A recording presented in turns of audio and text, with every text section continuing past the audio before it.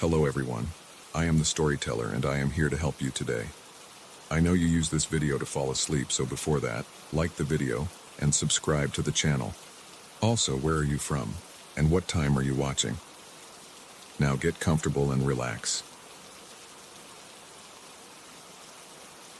The silence in abandoned places has its own voice, a hollow, suffocating whisper that crawls under your skin and settles in your bones. I learned this during my first week at the Meridian Textile Factory, where the darkness seemed to breathe and the shadows held secrets that no rational mind should ever uncover. The job posting had been simple enough. Night security guard, decent pay, minimal qualifications required. What they hadn't mentioned was why the position had been vacant for 8 months, or why the previous guard had left without giving notice. The supervisor who hired me, a nervous man with twitching hands, had simply shrugged when I asked about it, muttering something about people not being cut out for quiet work. The factory sprawled across 3 acres of cracked concrete and rusted metal, its towering smokestacks reaching toward the sky like accusing fingers. Built in 1952, it had churned out textiles for nearly 4 decades before economic pressures forced its closure. Now it stood as a monument to industrial decay, its broken windows staring out like dead eyes over the surrounding wasteland. My first night began ordinarily enough. The security office sat in the center of the main building, surrounded by a maze of dormant machinery and empty production floors. 12 monitors displayed feeds from cameras positioned throughout the facility, their blue-white glow providing the only reliable light in the cramped room. The supervisor had walked me through the basic procedures, hourly patrols, incident logging, emergency protocols, before disappearing into the night with visible relief. I settled into the worn leather chair and began studying the monitors.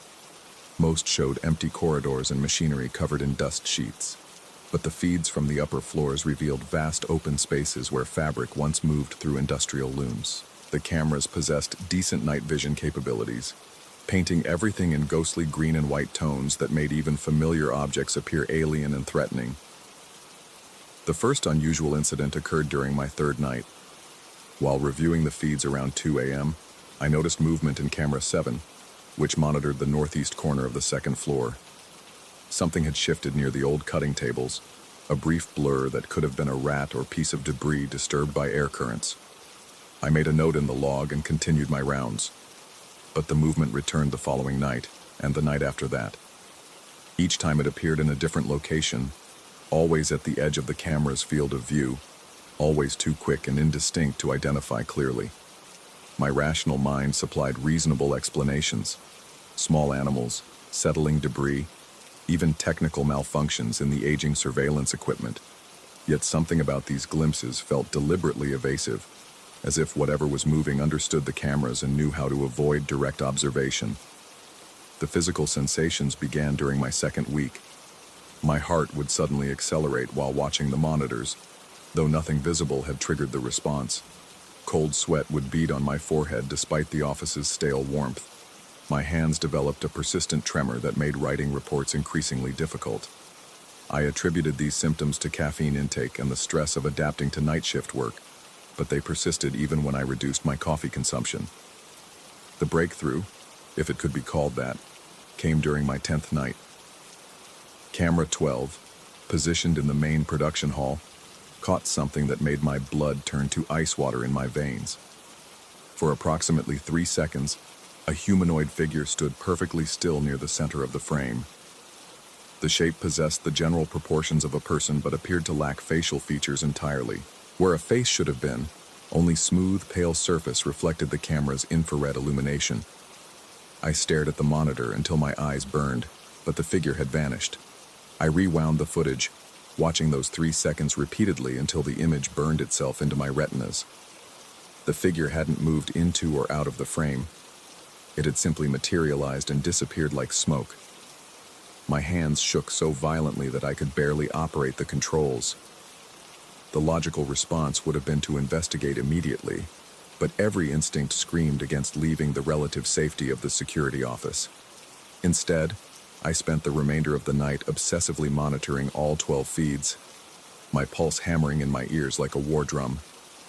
The figure didn't reappear, but I felt its presence nonetheless. A weight pressing against my consciousness that suggested I was no longer alone in the facility. Sleep became elusive during daylight hours. When I finally managed to doze, nightmares plagued my rest. I dreamed of walking through the factory's corridors while pale, featureless faces watched from every shadow. In these dreams, the faces multiplied endlessly, creating silent audiences that observed my every movement with hollow, non-existent eyes. My supervisor noticed my deteriorating condition during our brief weekly meeting. He asked if everything was proceeding normally, and I found myself hesitating before confirming that it was. Something in his expression suggested he knew I was lying, but he didn't press the issue. Instead, he reminded me that the position required discretion and reliability, emphasizing these words with uncomfortable intensity. The encounters became more frequent and brazen.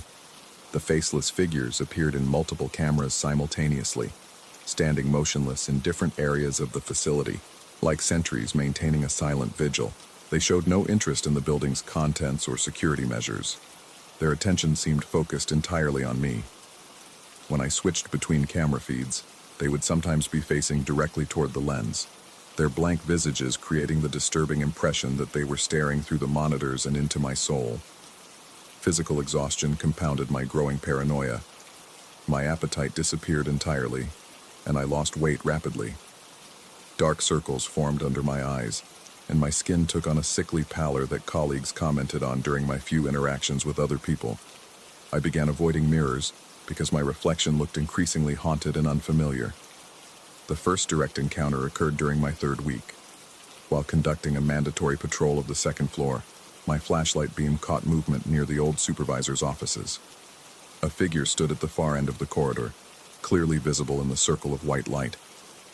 It possessed human proportions but no discernible facial features, exactly as the cameras had revealed. The surface, where its face should have been, appeared smooth and reflective, like polished marble or ceramic. My breathing stopped entirely for several seconds. When it resumed, each inhalation came in sharp, painful gasps that echoed through the silent corridor. The figure remained perfectly motionless, neither advancing nor retreating. It simply stood there, radiating an alien patience that suggested it could wait indefinitely for whatever purpose had brought it here. I backed away slowly, keeping the flashlight trained on the apparition until the beam no longer reached far enough to illuminate it. Then I ran, sprinting through the maze of machinery and equipment until I reached the security office, where I locked the door and spent the rest of the night watching the monitors with obsessive intensity. The figures began appearing during my patrols with increasing frequency. They would manifest in doorways, behind equipment, or simply standing in open areas where hiding would have been impossible.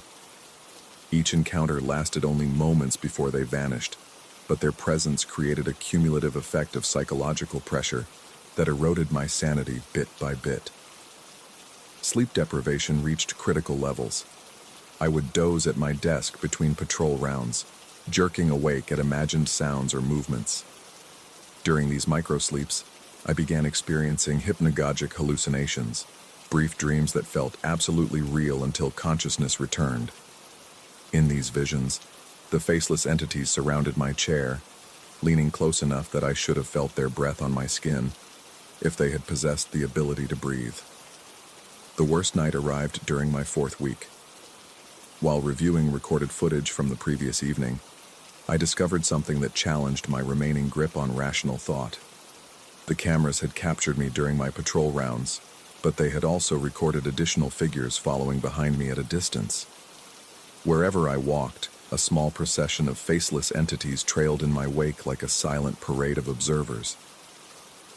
In the recordings, they moved with fluid, unnatural grace, their feet making no sound on the concrete floors. When I stopped, they stopped. When I turned, they remained perfectly still until I resumed walking. The footage revealed that they had been shadowing me for weeks, maintaining their vigil just outside my peripheral vision. My hands trembled so violently while reviewing this material that I could barely operate the playback controls. Sweat poured down my face despite the office's chill, and my heartbeat created such intense pressure in my chest that I worried about cardiac arrest. The realization that I had been unknowingly surrounded by these entities during every patrol filled me with a terror so profound that rational thought became nearly impossible.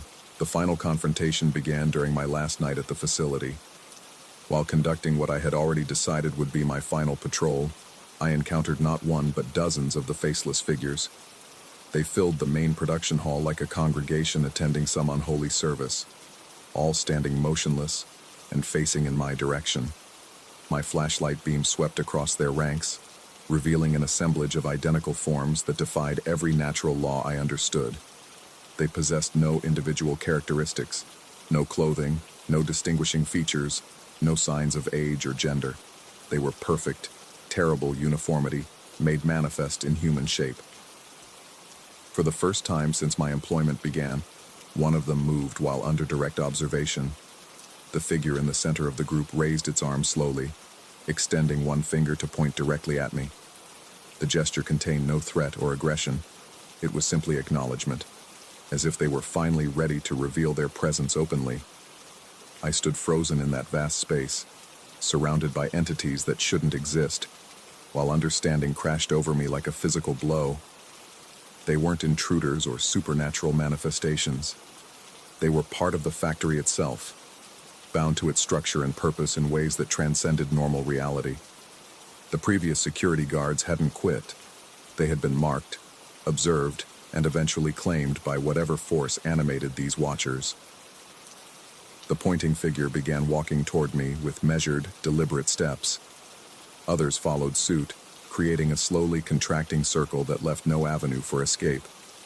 My legs refused to respond to commands from my brain, leaving me helpless as they approached.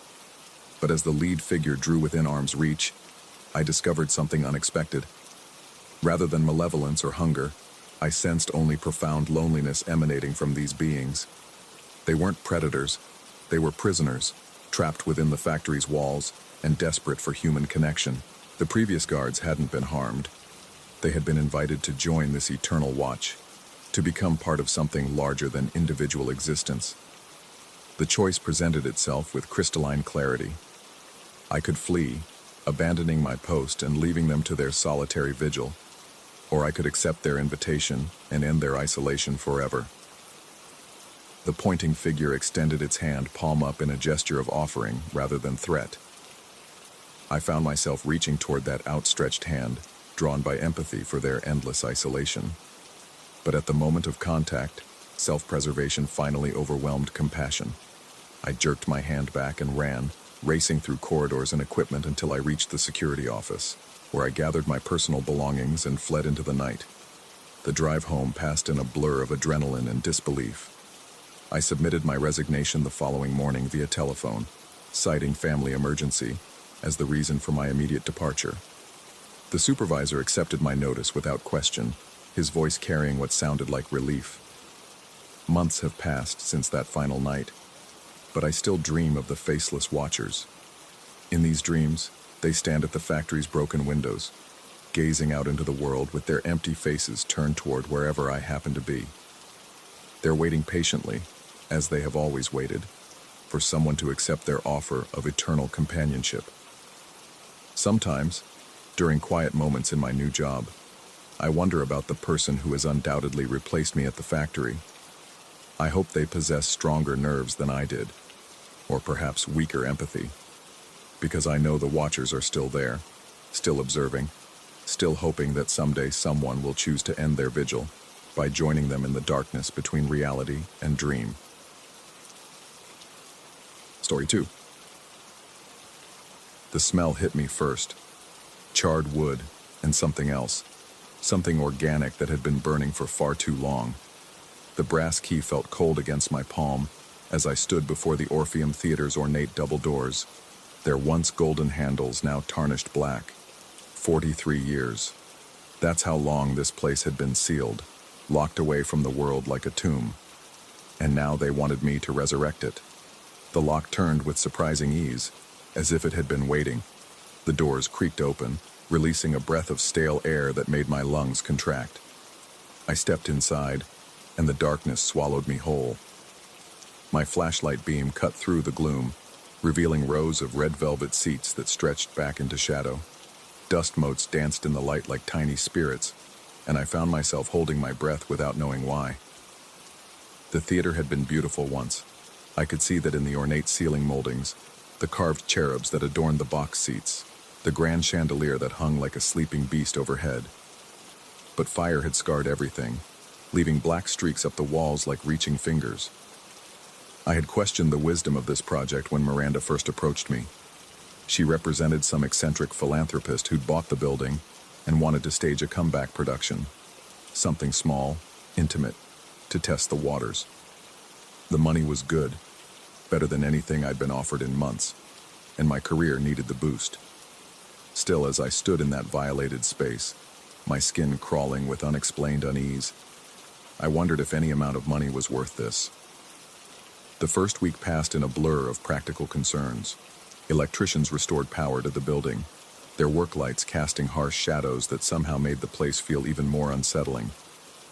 The heating system wheezed back to life, filling the theater with strange groans and sighs that seemed to come from the walls themselves. I threw myself into preparations, casting the play, scheduling rehearsals, trying to ignore the way my footsteps echoed in empty spaces with an almost mocking quality. The cast was small, just 4 actors for an experimental piece about isolation and memory.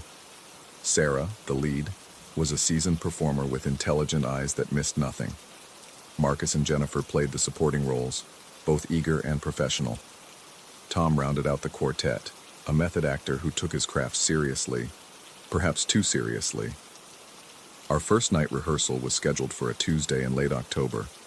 I arrived early, as was my habit, to set up and review my notes. The theater felt different at night. During the day, with workers bustling about and sunlight filtering through the high windows, it had been merely sad and neglected. But in darkness, with only the rehearsal lights creating pools of illumination surrounded by vast shadows, the place seemed to pulse with something I couldn't name. The actors arrived on time, their voices bright and nervous as they echoed through the space. We began with warm-ups on stage, their movements fluid and confident under the lights. But I noticed that none of them looked out into the house. Their eyes stayed fixed on each other, on me, on anything except those rows of empty seats that stretched back into blackness. It was during the second scene that I first saw them. Movement caught my peripheral vision, a subtle shift in the darkness about halfway back in the orchestra section. I turned my head quickly, but saw nothing except empty seats and shadow. My heart rate spiked for no reason I could identify, a sudden drumbeat in my chest that made my hands tremble slightly. I forced myself to focus on the rehearsal, on Sarah's monologue about lost love and fading memories. But the feeling of being watched intensified. It pressed against my skin like humidity, made the hair on my arms stand up despite the theater's warmth. I found myself glancing repeatedly into the audience, searching for whatever had triggered that initial sense of movement. The actors continued their work, but I noticed they too were stealing glances into the house, their lines becoming slightly forced, their movements more rigid.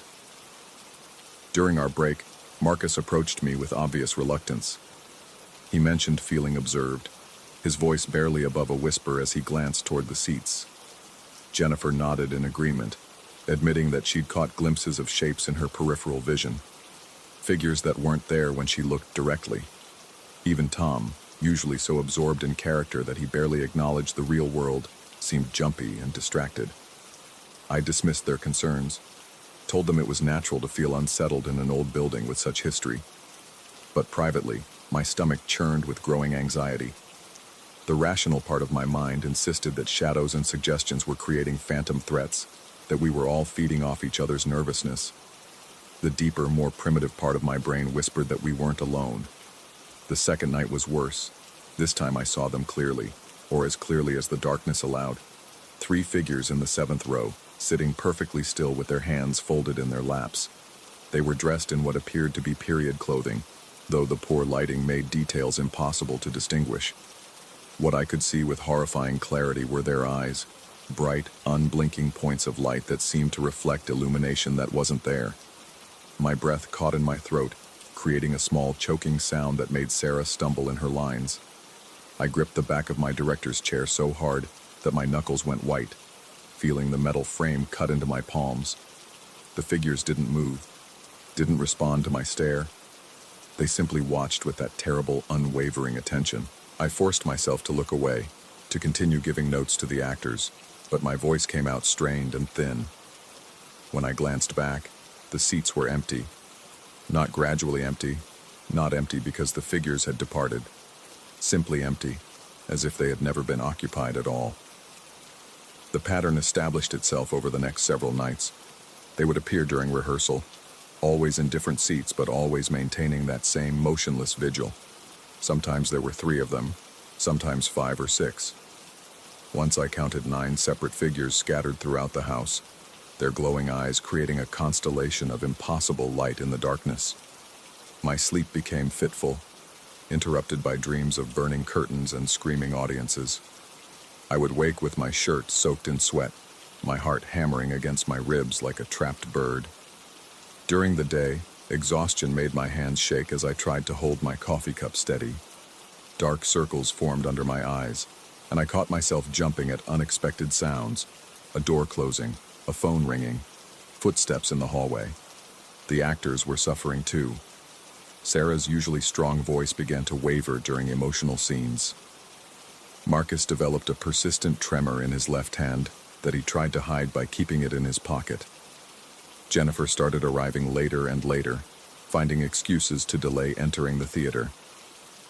Tom's method acting took on a manic quality, as if he were using character work to escape his own mounting terror.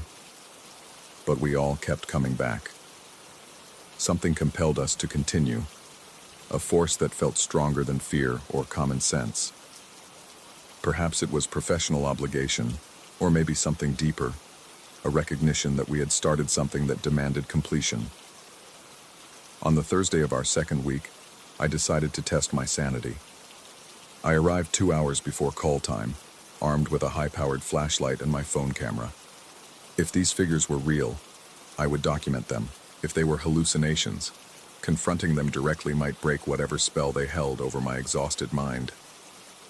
The theater welcomed me with its usual cocktail of must and ash, but tonight the air felt charged, electric with potential. I made my way down the center aisle, my footsteps unnaturally loud in the empty space. The beam of my flashlight swept across row after row of vacant seats, revealing nothing unusual, just worn fabric and accumulated dust. I positioned myself at the front of the house and waited. Minutes passed with excruciating slowness, each one marked by the steady tick of my watch that seemed to grow louder with each revolution. My breathing sounded harsh in the silence, and I became aware of my own heartbeat, of the blood rushing through my veins with increasing urgency. Then they appeared.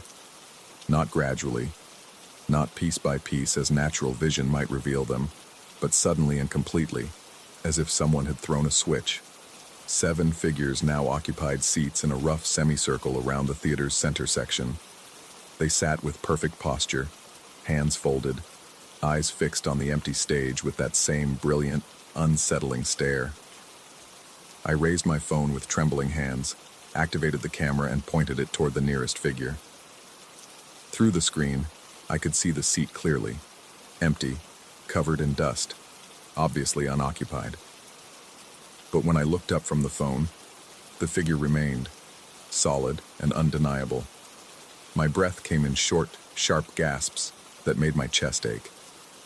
Sweat ran down my spine in cold rivulets, pooling at the base of my neck. The flashlight beam shook violently in my grip, creating wild shadows that danced across the walls like living things. I decided to approach them directly. Moving as quietly as possible, I climbed over the orchestra pit barrier and made my way up the side aisle. My legs felt weak, unsteady, as if they might give out at any moment. Each step brought me closer to the figure in the aisle seat of row 7, a woman in what appeared to be an elaborate Victorian dress, her dark hair pinned up in an old-fashioned style. 20 feet away, I could see the fabric of her clothing clearly, could make out the delicate lace at her collar and the small buttons that ran down the front of her bodice. 15 feet, and I could distinguish individual features: high cheekbones, pale skin, lips that were almost blue in the strange light. 10 feet away, she turned her head to look at me. Her eyes were not eyes at all, but hollows filled with silver fire that seemed to burn without consuming. Her mouth opened slightly, revealing darkness that went deeper than any throat should go. And in that moment, with my heart threatening to burst from my chest and my legs finally giving way beneath me, I understood. They were not ghosts. They were not hallucinations. They were something else entirely. Something that existed in the spaces between what was real and what was possible, drawn to this place by forces I could not begin to comprehend. I found myself on my knees in the aisle, gasping for air that felt thick and unbreathable. The woman continued to stare at me with those impossible eyes, and gradually I became aware that all of them had turned to face me.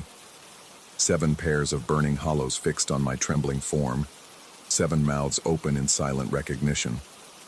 The rest of the rehearsal period passed in a haze of mounting dread. The actors were aware that something was wrong. My direction became erratic, my notes contradictory, my behavior increasingly unstable.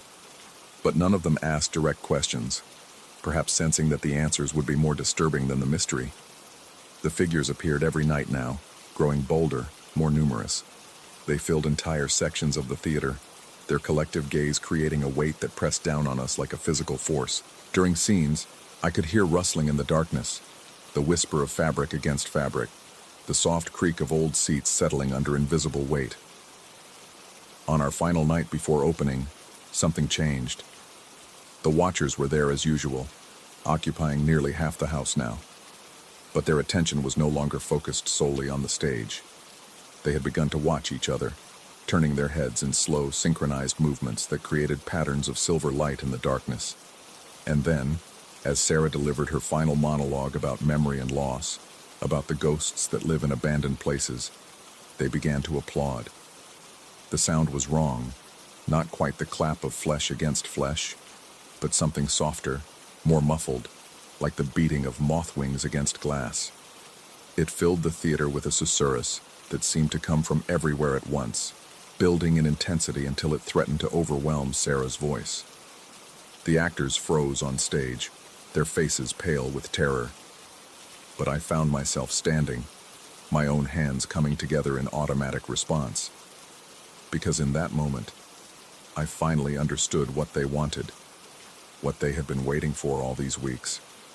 They were the original audience, the people who had been here on that night 43 years ago when fire had claimed the theater. They had never left, could never leave, and they had been waiting in the darkness for someone to complete what had been interrupted. They needed the story to end, needed the play to reach its conclusion so they could finally let go of their vigil. The applause continued as the lights faded, as the actors took their bows, as the curtain fell for the first time in decades. And when the theater plunged back into darkness, when the last echo of that ghostly ovation finally died away, the seats were truly empty. I walked out of the Orpheum Theater that night carrying the knowledge that some places hold onto their past so tightly that death itself cannot break the grip. The building still stands, and I'm told other productions have been staged there successfully. But sometimes when I pass by on a dark night and see the lights burning in the windows, I wonder if anyone has noticed the attentive figures in the back rows, watching and waiting for the next performance to begin.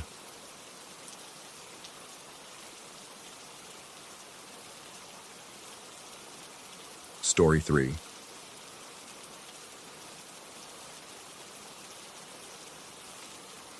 The trail had no name on any map I'd ever seen, just a faint scar cutting through dense Oregon wilderness, where shadows should have danced beneath towering Douglas firs. But there were no shadows, not anymore. I'd been hiking for what felt like hours when I first noticed something was wrong. The sun hung directly overhead like a malevolent eye, its position unchanged despite my steady pace deeper into the forest. My watch read 12 p.m. exactly, the digital display frozen as if time itself had seized up like a rusted gear. I tapped the face repeatedly, but the numbers remained stubbornly still. The silence pressed against my eardrums with an almost physical weight. No bird calls pierced the air. No insects hummed their eternal songs. Even my footsteps seemed muffled, as though the forest floor absorbed sound like a sponge soaking up water. The familiar crunch of pine needles and dried leaves beneath my boots had transformed into something softer, more unsettling. My throat felt parched despite the cool mountain air. I reached for my water bottle, unscrewing the cap with trembling fingers I hadn't realized were shaking. The liquid provided no relief. It tasted flat, metallic, wrong somehow. My tongue stuck to the roof of my mouth as if coated with sawdust. I pressed on, convincing myself this was nothing more than altitude sickness or dehydration playing tricks on my perception. The rational part of my mind cataloged possible explanations. Electromagnetic interference from hidden cell towers, a rare atmospheric phenomenon, simple exhaustion after weeks of 12-hour workdays that had driven me to seek solitude in these mountains. But rationality felt increasingly fragile as I noticed more anomalies. The trees themselves seemed frozen mid-sway, their branches locked in positions that suggested a breeze that no longer existed. Leaves hung motionless, some appearing to defy gravity as they remained suspended in impossible angles. The air itself felt thick, viscous, as though I was moving through invisible syrup. My heartbeat began to drum harder against my ribs. Each pulse sent tremors through my chest cavity, the rhythm growing more erratic with every step forward. Sweat beaded on my forehead despite the temperature remaining constant, neither warm nor cold, just unnaturally neutral. That's when I saw the first one. A pale shape flickered between two massive tree trunks about 50 yards to my left. My eyes locked onto the spot, muscles tensing as adrenaline flooded my system. For several seconds, nothing moved. Then, so slowly it might have been my imagination, a human-like form stepped partially into view. It stood perfectly still, watching me with what I assumed were eyes, though from this distance I couldn't make out facial features. The figure's skin appeared almost translucent, blending seamlessly with the mottled bark behind it. If I hadn't been staring directly at that spot, I never would have noticed it at all. My breathing became shallow, quick pants that left me feeling lightheaded. I blinked hard, hoping to clear away what had to be a hallucination brought on by stress and isolation. When I opened my eyes again, the figure remained exactly where it had been, motionless as a statue. I forced myself to continue walking, fighting the urge to run. Every few seconds I glanced back toward the watcher, but it never moved, never changed position.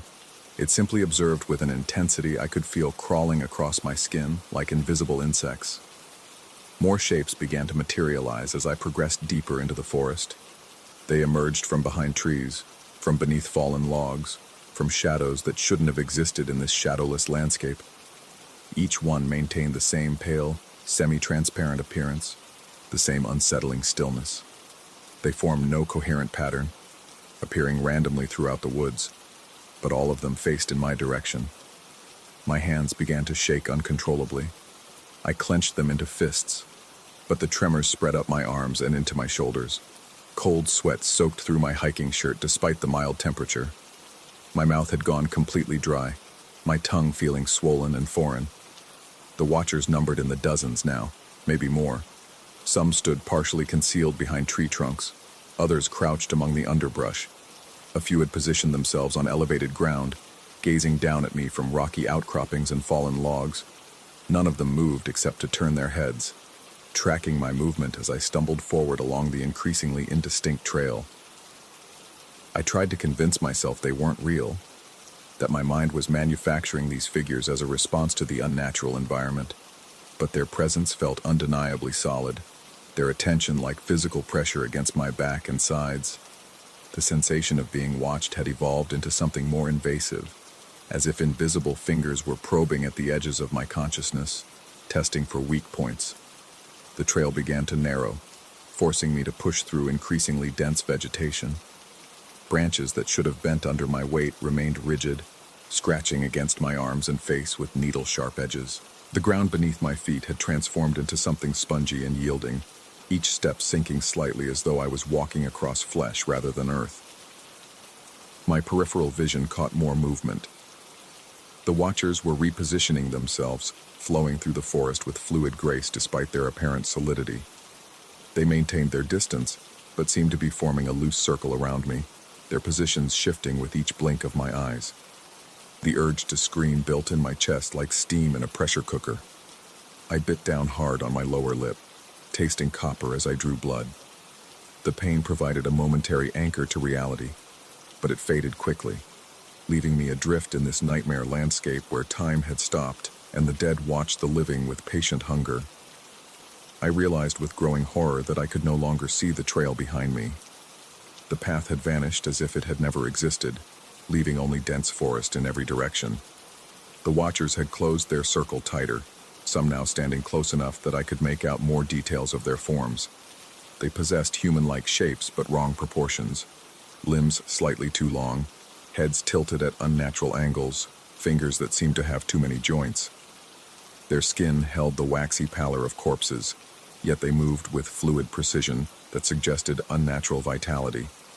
Most disturbing were their faces, which remained frustratingly indistinct no matter how hard I stared, as though my eyes simply refused to process their features. My breathing had become ragged gasps that burned in my lungs.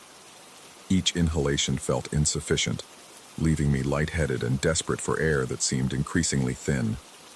My vision began to blur around the edges, dark spots dancing across my field of view like swarming gnats. The watchers began to close in.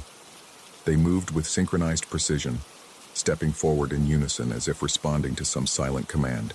Their movements generated no sound, no footsteps, no rustling of vegetation, no displacement of air. They simply glided closer with each heartbeat, their pale forms becoming more distinct as the distance decreased. I tried to run, but my legs felt leaden, unresponsive. Each step required tremendous effort, as though I was moving through quicksand. The watchers continued their advance, maintaining their deliberate pace that would eventually overtake my pathetic attempts at escape.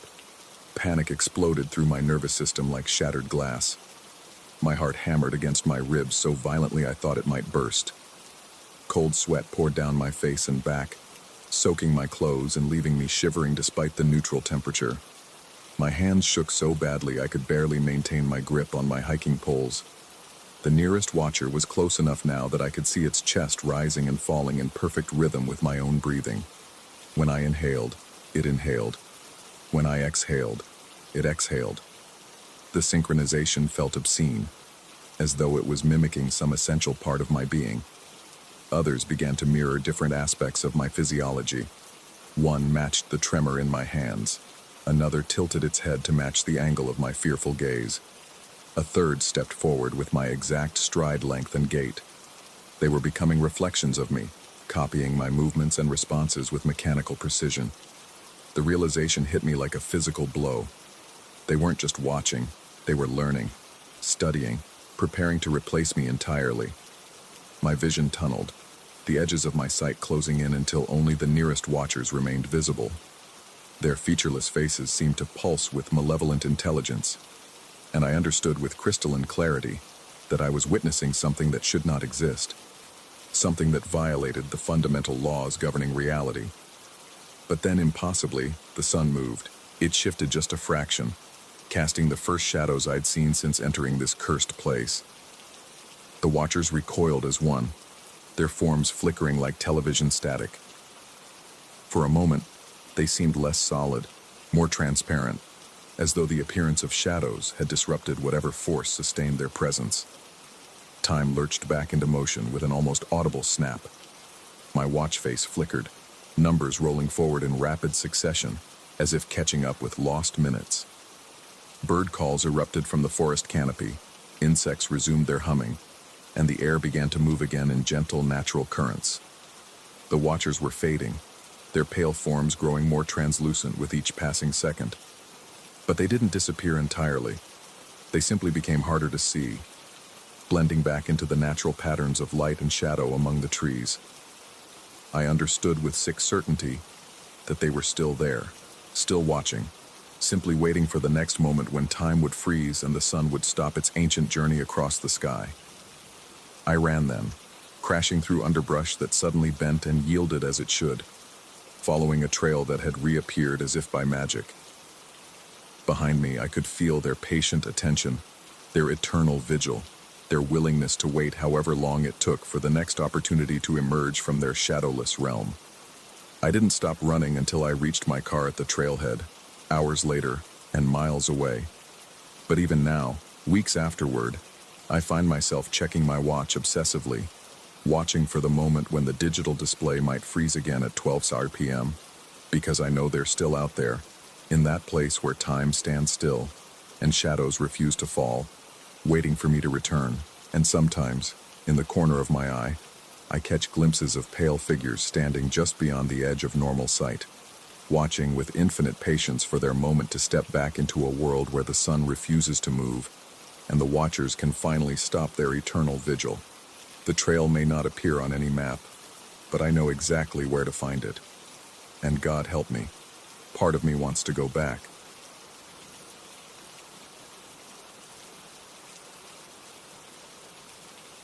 Story 4.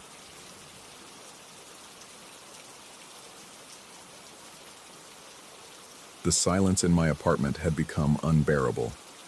3 months since Rebecca left, 3 months of nothing but the hum of fluorescent lights and the distant rumble of traffic bleeding through paper-thin walls. That's what drove me to Thornfield Antiques that gray October afternoon. The desperate need to fill the void with something, anything, that might drown out the echoes of my own breathing. The shop squatted between a defunct pharmacy and a check-cashing place, its windows so grimy they looked like cataracts. Inside, dust particles danced in shafts of weak sunlight, and the air tasted of mothballs and forgotten years. I wandered through the maze of furniture and bric-a-brac, my footsteps muffled by a carpet that had seen better decades. That's when I found it. The music box sat on a corner shelf, almost hidden behind a collection of chipped ceramic figurines.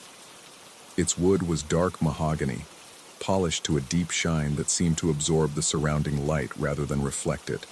Intricate carvings covered every surface, spirals and symbols that hurt to look at directly, as if they shifted when I wasn't paying attention. The metal hardware was tarnished silver, and tiny rubies were embedded around the base like drops of dried blood. My hand moved toward it without conscious thought. The moment my fingers touched the smooth wood, a shiver ran up my arm and my chest tightened. The shop owner, a skeletal man with yellowed teeth, appeared beside me as if materialized from the shadows. "Ah, you've found the Orpheus box," he said, his voice like rustling leaves. He told me it had belonged to a musician who died in the 1920s, though he couldn't remember the details. The price was surprisingly reasonable. Too reasonable, I realized later. I carried it home in a paper bag, feeling its weight shift unnaturally with each step. Back in my apartment, I placed it on the coffee table and stared at it for a long time before finally lifting the lid. The melody that poured out was unlike anything I'd ever heard. It started as a simple waltz, but the notes seemed to bend and twist, creating harmonies that shouldn't have been possible from a simple music box mechanism. The sound was hypnotic, drawing me deeper into its labyrinthine patterns. I sat transfixed, watching the tiny silver dancer spin on her pedestal, her painted smile never wavering. When I finally closed the lid, my neck was stiff, and my mouth dessert dry. Hours had passed. The digital clock on my cable box read 11:47 p.m., though I could have sworn it was still afternoon when I'd opened it. But the music didn't stop. Even with the lid firmly shut, I could still hear it. Fainter now, like an echo of an echo, but definitely there. The melody wove itself through the ambient noise of the building, hiding beneath the rattle of pipes and the distant thrum of the highway.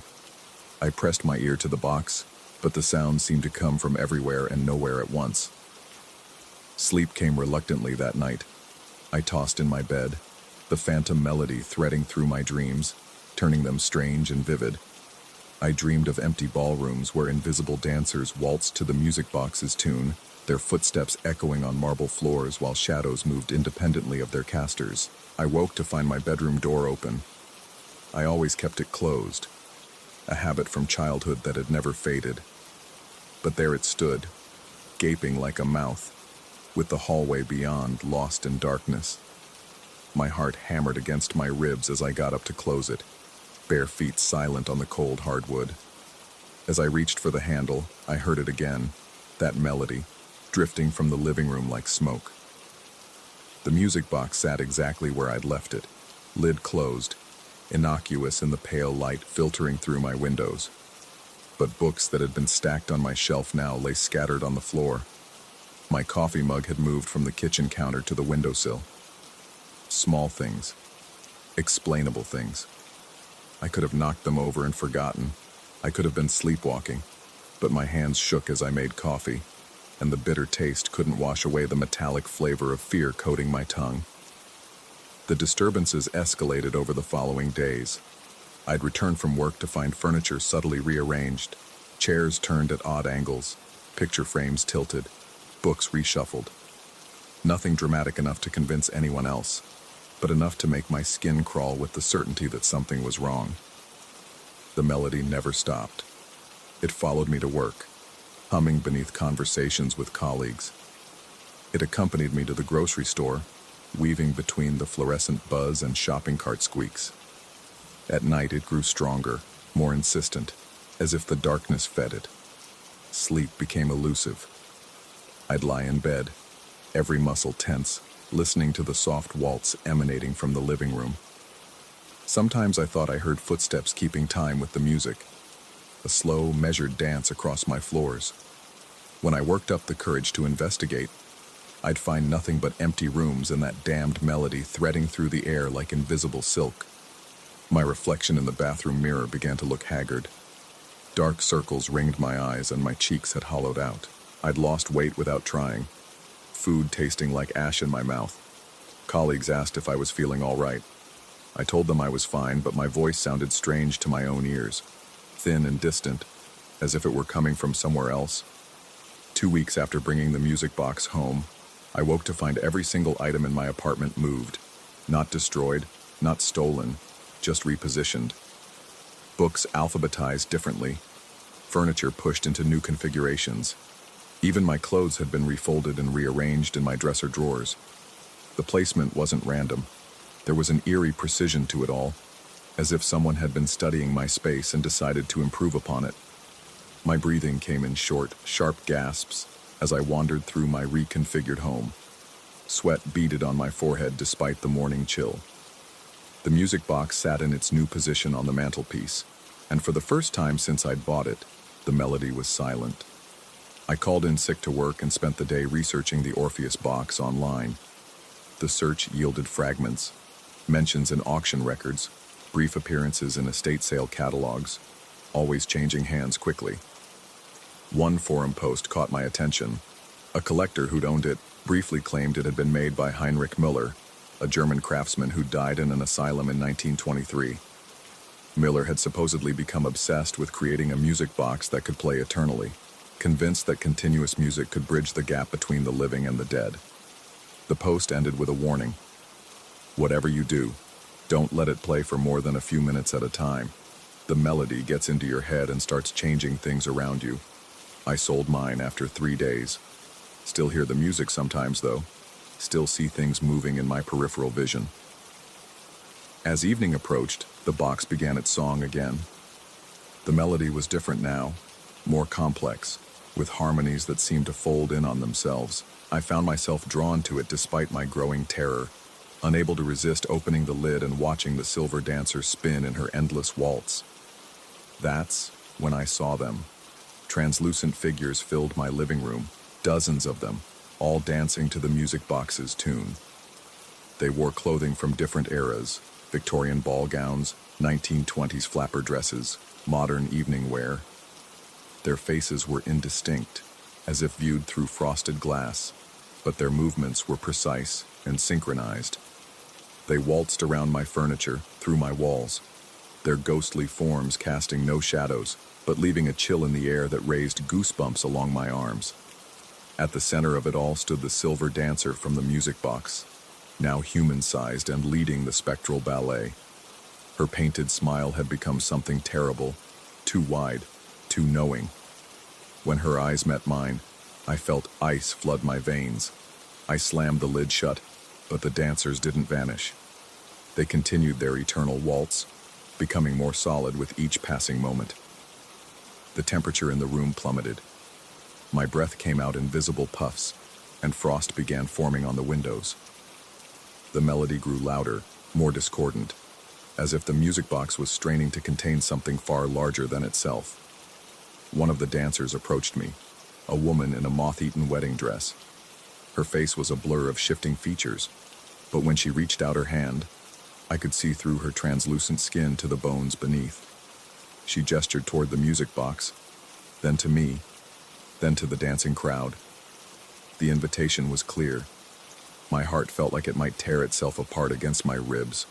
Cold sweat soaked through my shirt, and my legs trembled so violently I could barely stand. But in that moment of absolute terror, understanding crashed over me like a wave. The music box wasn't just playing a melody, it was playing a summoning. Each note was a call across the void, gathering the spirits of those who had danced to its tune throughout the decades. Miller's creation was working exactly as intended, bridging the gap between worlds. And now it wanted to add me to its collection. The ghostly bride's hand inched closer to mine. Around us, the other dancers slowed their waltz, turning to watch with their shifting, unclear faces. The silver dancer on the mantelpiece beckoned with arms that now moved independently of the music box mechanism. I had seconds to choose: join their eternal dance or find another way. With shaking hands, I grabbed the music box. The moment my skin touched its surface, visions flooded my mind. Glimpses of all the previous owners, all the people who had succumbed to its hypnotic pull. I saw Miller himself in his asylum cell, dancing alone to a melody only he could hear until his heart gave out from exhaustion. But I also saw something else, a small catch hidden beneath the base of the box, disguised as part of the decorative pattern. My fingers found it by instinct, pressing the tiny lever with desperate force. The music stopped. Not gradually, not with a winding down of the mechanism, but instantly, as if someone had severed the connection between worlds with a knife. The dancers froze mid-step, their forms wavering like mirages. The silver dancer collapsed back onto her pedestal, once again just a simple figurine. The temperature began to rise. One by one, the spirits faded until only their chill remained, clinging to the air like the memory of winter. The ghostly bride looked at me with something that might have been gratitude before dissolving into nothing. In the sudden silence, I could hear my own ragged breathing, the thundering of my pulse in my ears. My shirt was soaked with sweat, and my hands wouldn't stop shaking. But the music box sat silent and still, finally at peace. I never opened it again. The next morning, I returned it to Thornfield Antiques, where the skeletal shop owner accepted it back without question or refund. He mentioned something about other customers bringing it back over the years, but his words seemed to slip away from my memory even as he spoke them. Months have passed now, and my apartment is my own again. The silence that once drove me to that antique shop has become a comfort. But sometimes in the space between sleep and waking, I still hear echoes of that waltz threading through my dreams. And sometimes, when I catch my reflection in dark windows, I swear I can see the faint outline of dancers still moving behind my eyes, waiting for the music to begin again.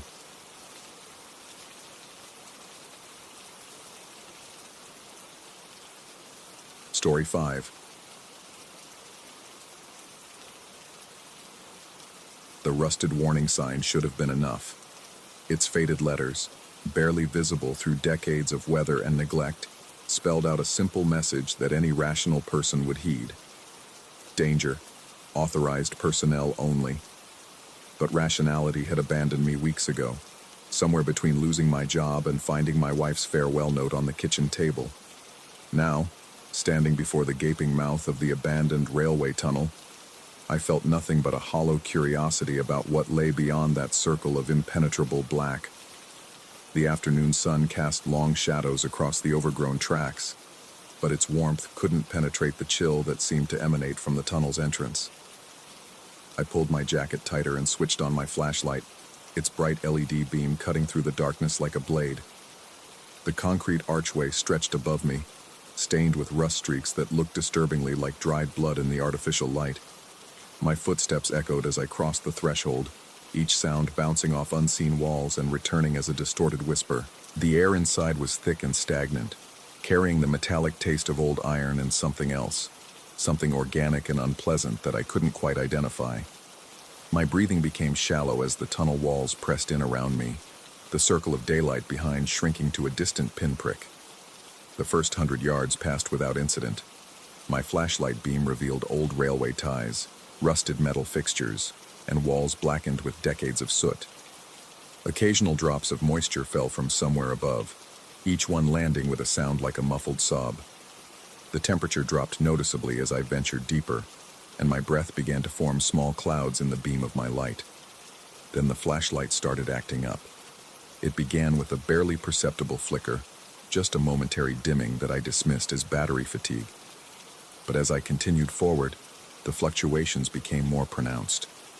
The beam would fade to almost nothing, before suddenly blazing back to full intensity, creating a strobing effect that made the tunnel walls seem to pulse with life. During one of these flickers, I caught sight of something that made my heart skip.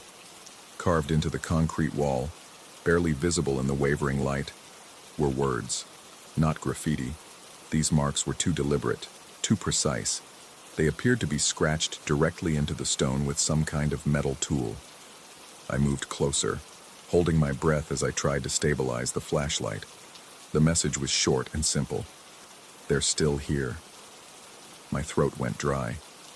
The words looked fresh, the edges sharp and clean despite the tunnel's obvious age. I ran my fingers over them, feeling the rough texture where something had gouged deep furrows into the concrete. The sensation sent an involuntary shiver down my spine, and I jerked my hand back as if the stone had burned me. The flashlight chose that moment to flicker again, plunging me into complete darkness for several terrifying seconds. When the light returned, I found myself staring at another message. This one carved into the opposite wall. Turn back now. My pulse hammered in my ears. These words definitely hadn't been there moments before. I would have seen them when I first aimed my light down the tunnel. The rational part of my mind insisted that I must have simply missed them in the strobing illumination, but a deeper, more primitive part of my brain was screaming at me to run. Instead, I forced myself to continue forward. Each step felt like a small victory over the growing panic in my chest. My flashlight continued its erratic behavior, revealing more messages with each flicker. You shouldn't be here. The train is coming. Listen. That last word stopped me cold. In the sudden silence that followed, I realized I had been unconsciously holding my breath. As I exhaled slowly, I strained my ears for any sound beyond my own heartbeat. The tunnel seemed to absorb all noise, creating a vacuum of silence that felt almost physical in its intensity. Then I heard it. A faint metallic sound, like metal striking stone. It was rhythmic, deliberate, and coming from somewhere ahead in the darkness. My grip tightened on the flashlight, knuckles white with tension. The sound continued, growing slightly louder with each repetition, and I realized with growing horror that it sounded exactly like footsteps. Heavy, measured footsteps. On metal. I tried to tell myself it was just the tunnel settling, or perhaps water dripping onto some forgotten piece of machinery. But the rhythm was too regular, too purposeful. Someone, or something, was walking toward me through the darkness. The logical response would have been to turn around and leave immediately. But when I spun to retrace my steps, the flashlight's beam revealed only more tunnel stretching endlessly behind me. The circle of daylight that had marked the entrance was nowhere to be seen.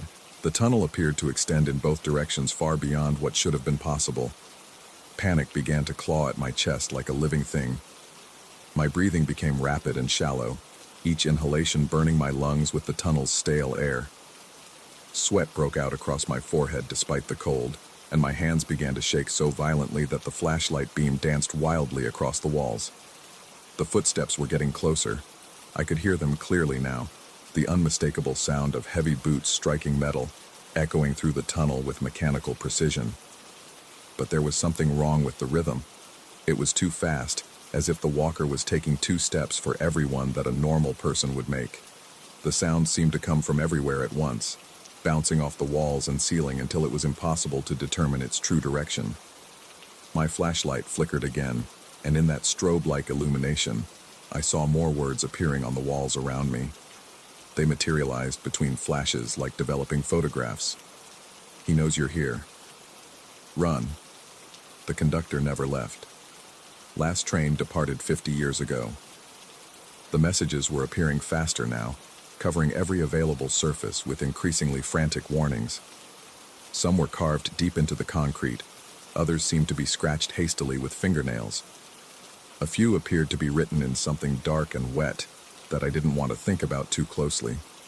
The footsteps stopped. The sudden silence was somehow worse than the sound had been.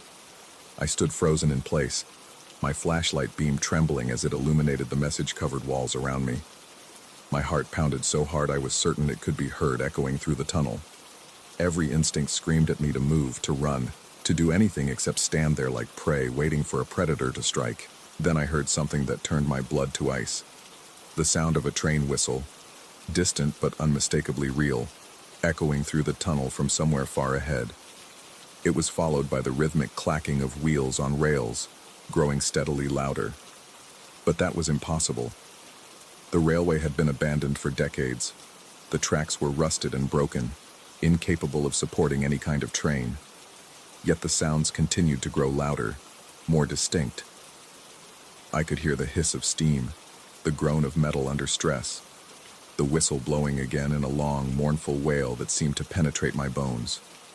My flashlight began flickering more rapidly now, creating a disorienting strobe effect that made the tunnel walls seem to writhe and pulse. In the brief moments of illumination, I could see that the messages were still appearing, faster than before, covering the ceiling now as well as the walls. Words of warning, pleas for help, fragments of thoughts from others who had found themselves trapped in this impossible place. The train sounds were almost upon me now, but I could see nothing in the darkness ahead. My light revealed only empty tunnel, yet the noise suggested a massive locomotive bearing down on my position. The whistle blew again, closer this time, and I threw myself against the tunnel wall, pressing my back against the concrete as if I could somehow disappear into the stone.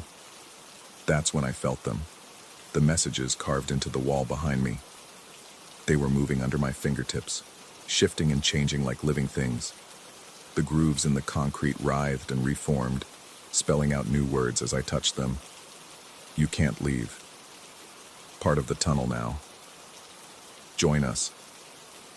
The train whistle screamed one final time, the sound so close it seemed to be coming from inside my own head.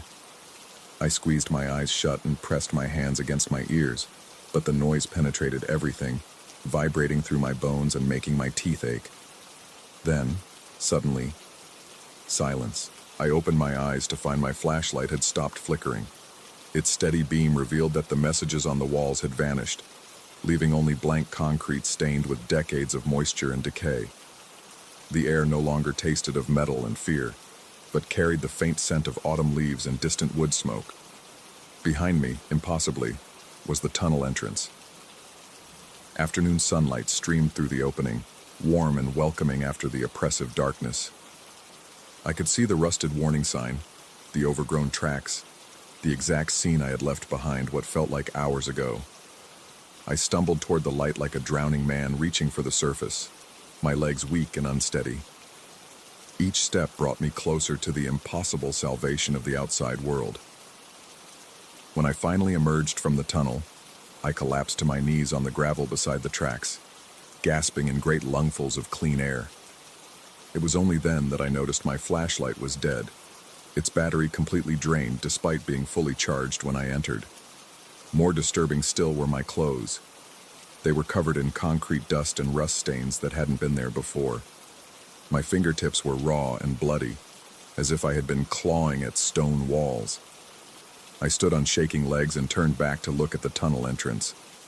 In the afternoon sunlight, it appeared perfectly ordinary, just another abandoned piece of infrastructure slowly being reclaimed by nature.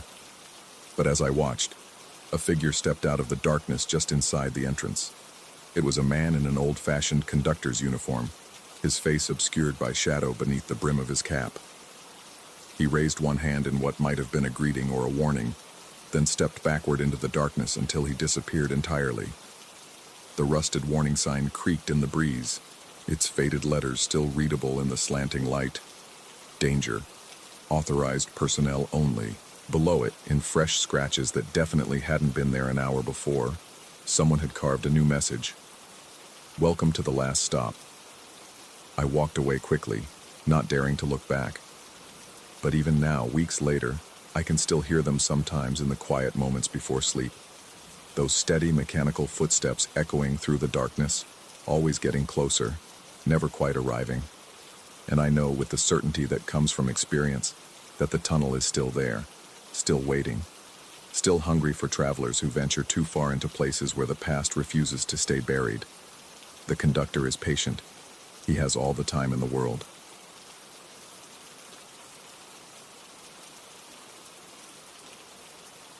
Story 6.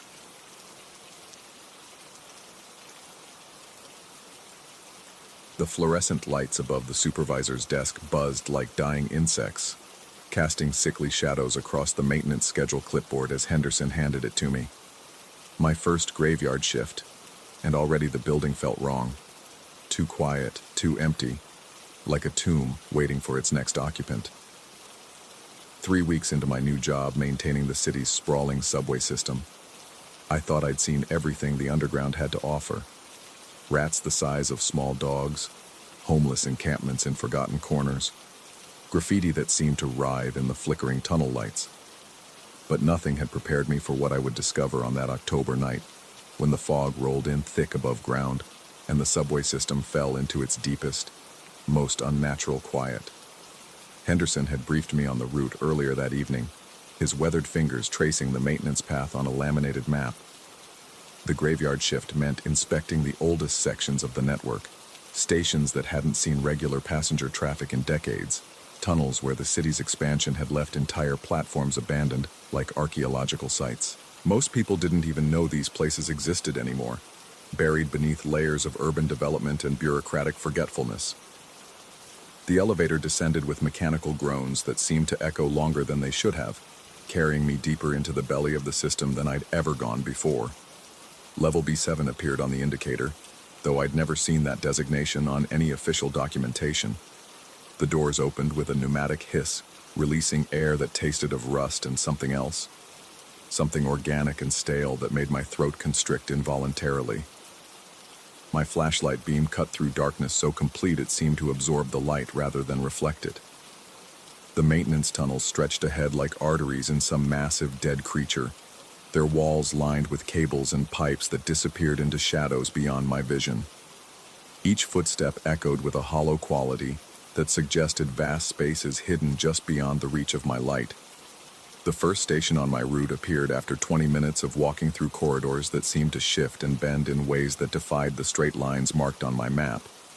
Platform 7A was supposed to be a simple inspection, check the structural integrity, test the emergency lighting, log any maintenance issues.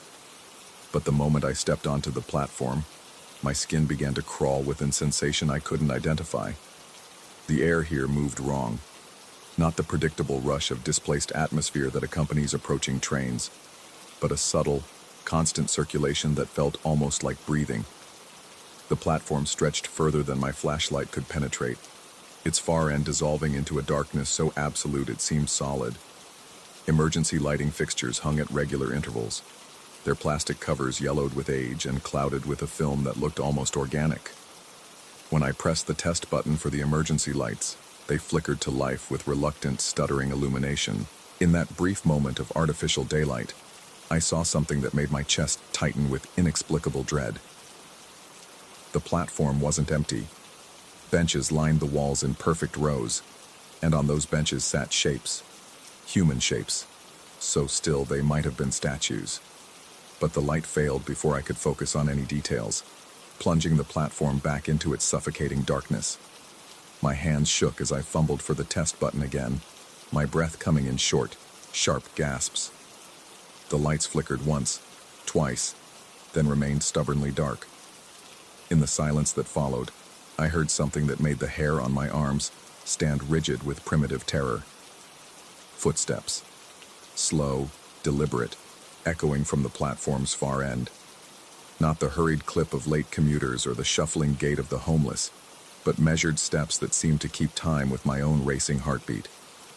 I stood frozen, my flashlight beam wavering as my hand trembled, listening to those approaching footsteps grow closer with mechanical precision.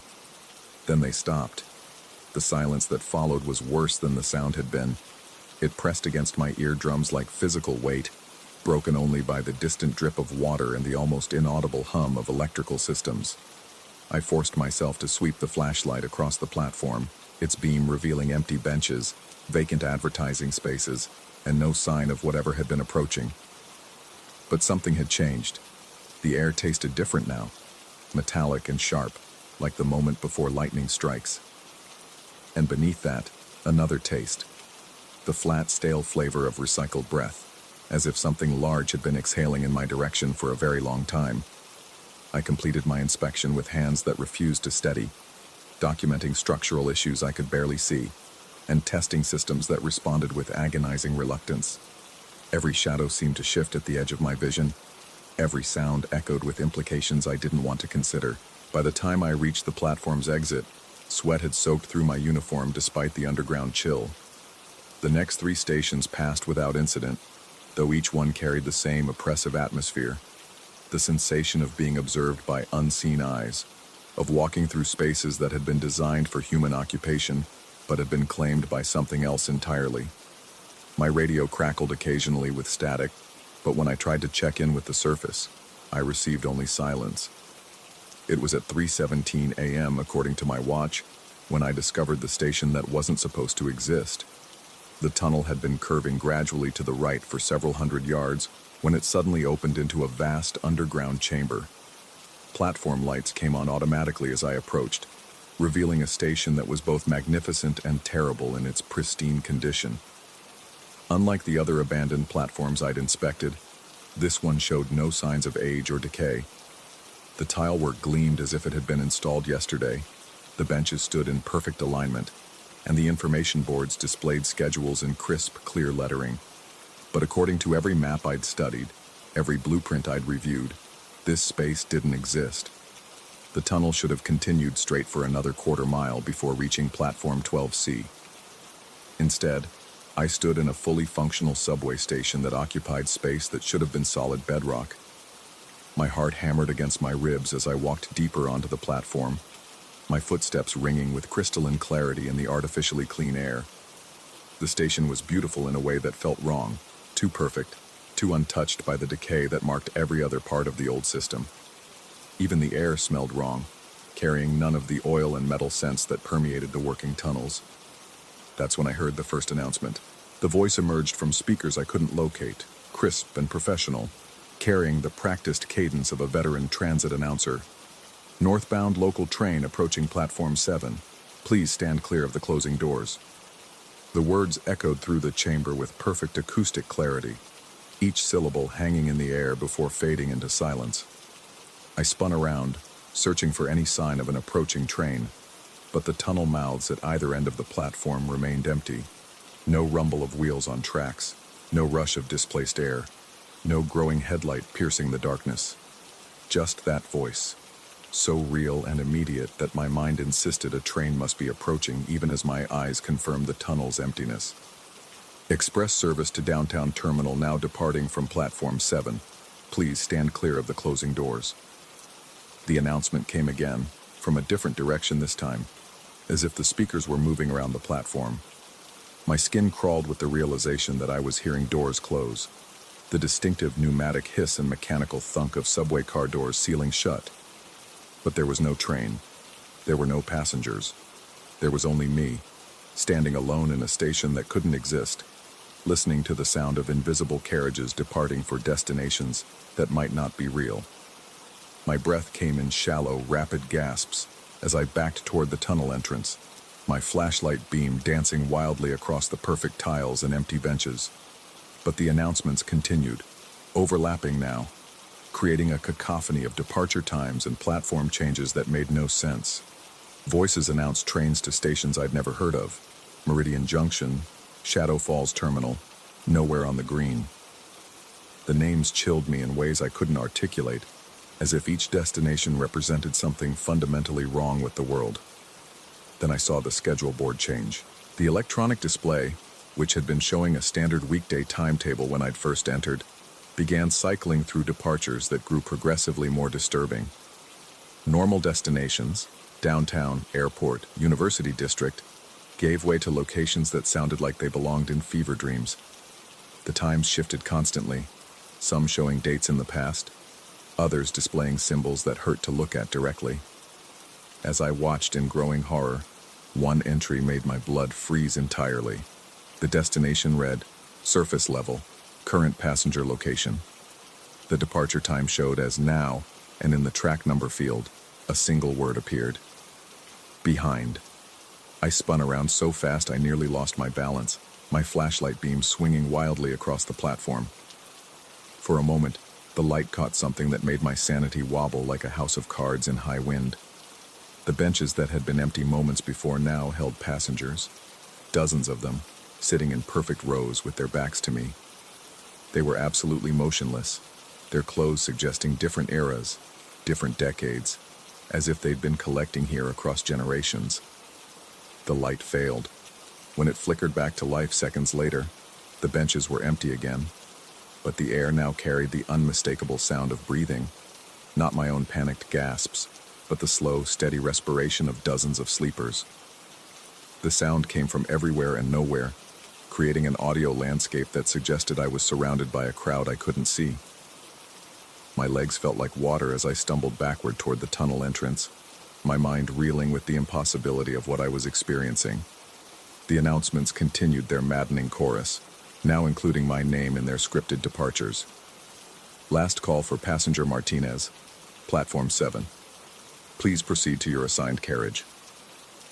The voice knew me, spoke to me with the casual familiarity of a system that had been expecting my arrival. As I reached the tunnel mouth, one final announcement froze me in place.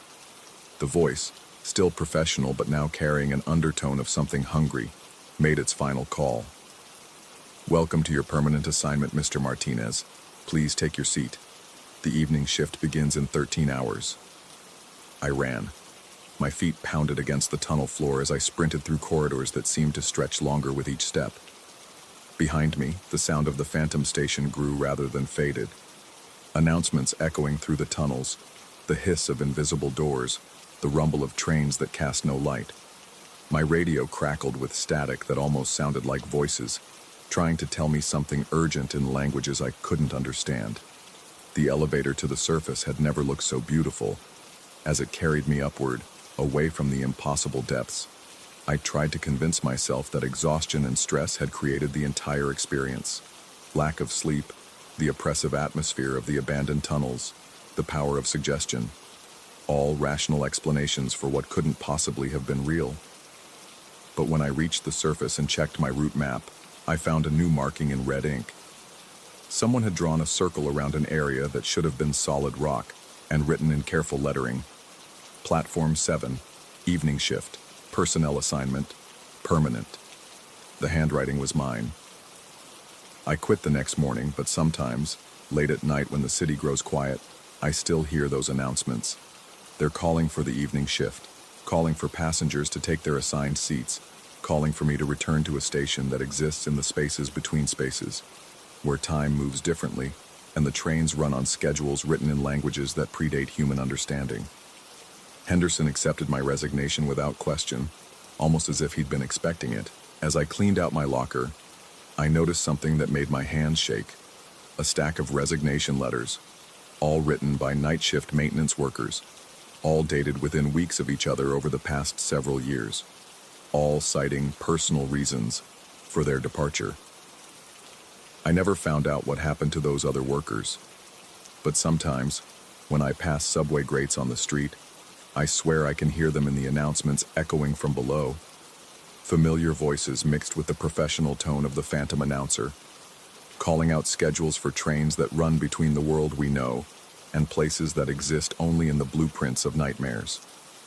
The city still runs its trains on time, but now I know that some of those schedules are written for passengers who never intended to travel, to destinations that exist only for those who stumble into the wrong tunnel, at the wrong time, during the wrong shift. And every night, somewhere beneath the city, Platform 7 waits for its evening crew to report for duty.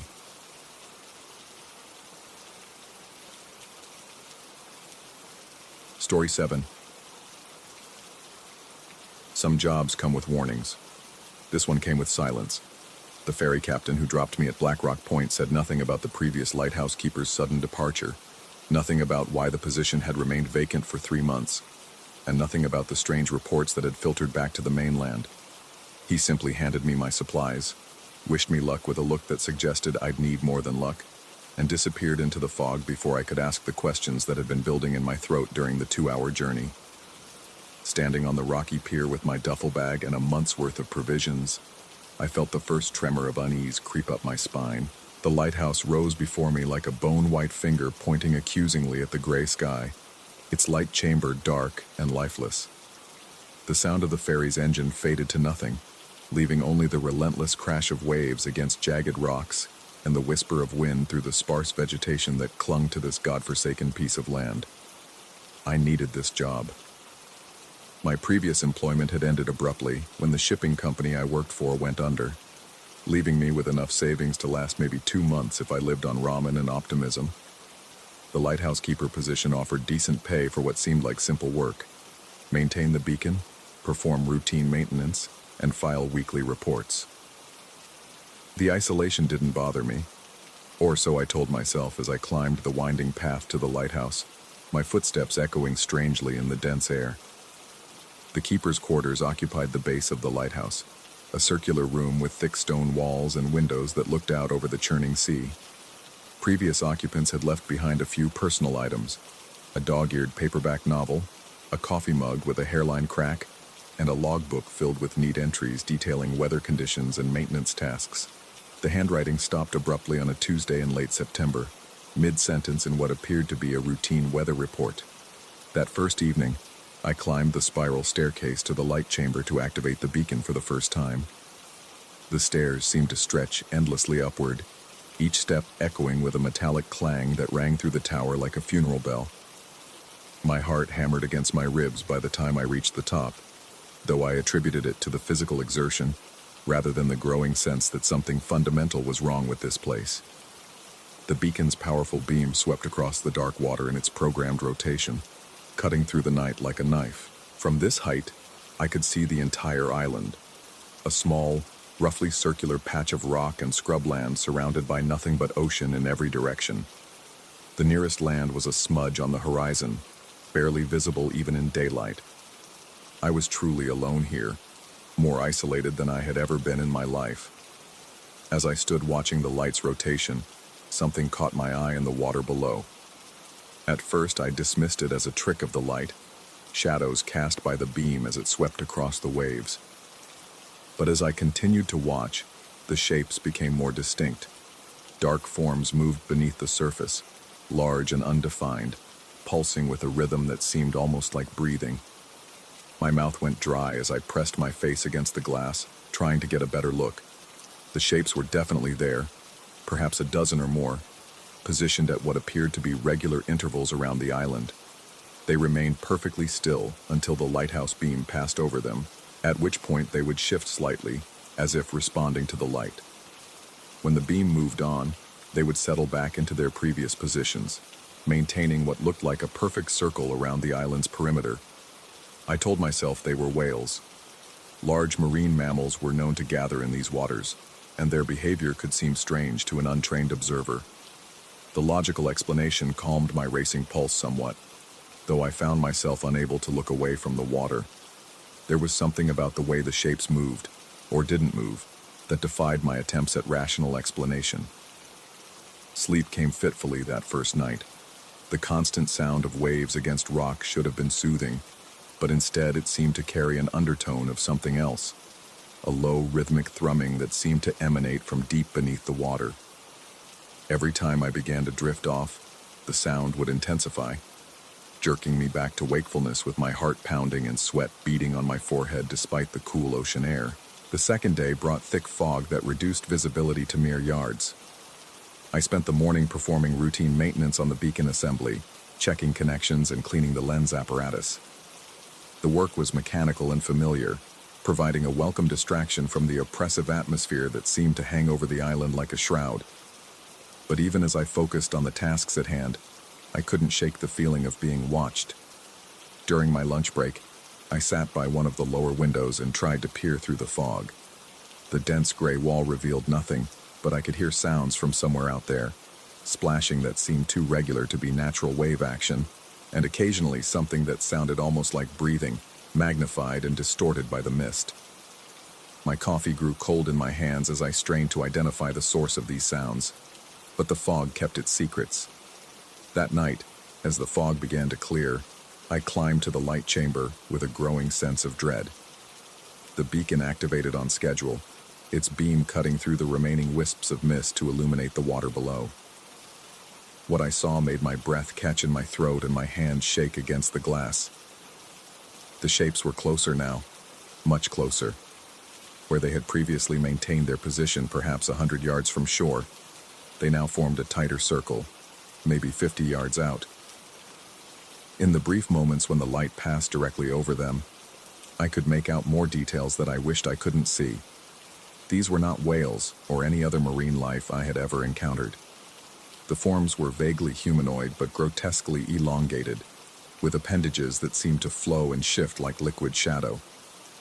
When the light struck them, they would turn what might have been faces upward toward the lighthouse, and I swear I could see the reflection of eyes, too many eyes glinting in the darkness, and my hands trembled so violently that I could barely grip the safety rail as I watched these things rise slowly toward the surface. They never fully emerged from the water, but they came close enough that I could see the way the waves parted around their forms, creating unnatural patterns on the surface. The thrumming sound I had noticed the previous night was louder now, and I realized with sick certainty that it was coming from them. I stumbled down the lighthouse stairs, my vision blurring with panic and my chest tight with the effort of breathing. In the keeper's quarters, I grabbed the radio and tried to contact the mainland, but received only static in response. The isolation that had seemed merely inconvenient now felt like a trap closing around me. Sleep was impossible. I sat in the chair by the window, watching the water and waiting for dawn. Every few minutes, the lighthouse beam would sweep past, and in those brief moments of illumination, I could see the shapes still there, still watching, still maintaining their perfect circle around the island. They had risen even closer to the surface now, and details that should have remained hidden in the depths were becoming horribly clear. The third day brought no relief. The radio remained dead, the fog rolled in heavier than before, and the sounds from the water grew more frequent and more disturbing. What had been occasional splashing was now a constant disturbance, as if dozens of large forms were moving restlessly just beneath the surface. The thrumming had become so loud that it seemed to vibrate through the lighthouse's stone walls, making my teeth ache and my vision blur. I found myself pacing the circular room compulsively, unable to sit still or focus on anything but the mounting sense of threat that pressed against me from all sides. My appetite disappeared entirely, and when I tried to force down a few bites of food, my stomach rebelled violently. Every shadow seemed to move independently. Every sound carried undertones of something vast and malevolent stirring in the depths. The logbook became my lifeline to sanity. I filled page after page with detailed observations, trying to make sense of what I was experiencing through the act of documentation. But as I read back over my entries, I noticed my handwriting becoming increasingly erratic, the words sometimes trailing off mid-sentence just as my predecessors had. The rational part of my mind recognized this as a warning sign, but that part seemed to be shrinking with each passing hour. On the fourth night, everything changed. The fog had cleared completely, leaving the night sky brilliant with stars that seemed to pulse in rhythm with the thrumming from below. As I climbed to the light chamber, a journey I now made with the reluctance of a condemned man walking to his execution, I could feel something building in the air around me. The very atmosphere seemed charged with potential energy, like the moments before a lightning strike. When the beacon activated and swept across the water, I saw that the shapes had risen almost to the surface. In the stark light of the beam, their forms were revealed in detail that seared itself into my memory. They were not creatures in any conventional sense, but something far worse. Amalgamations of organic matter and shadow that defied every natural law I understood. Their movements were fluid, yet wrong, like watching something move underwater even though they were surrounded by air. But it was their behavior that finally broke something fundamental in my mind. As I watched, transfixed with horror, they began to rise from the water. Not fully. They never touched the surface completely, but they lifted themselves until only the thinnest film of water separated them from the air above. In this position, suspended between elements, they began to move in a synchronized pattern around the island. Their circle tightened with each rotation, bringing them closer to shore with hypnotic precision.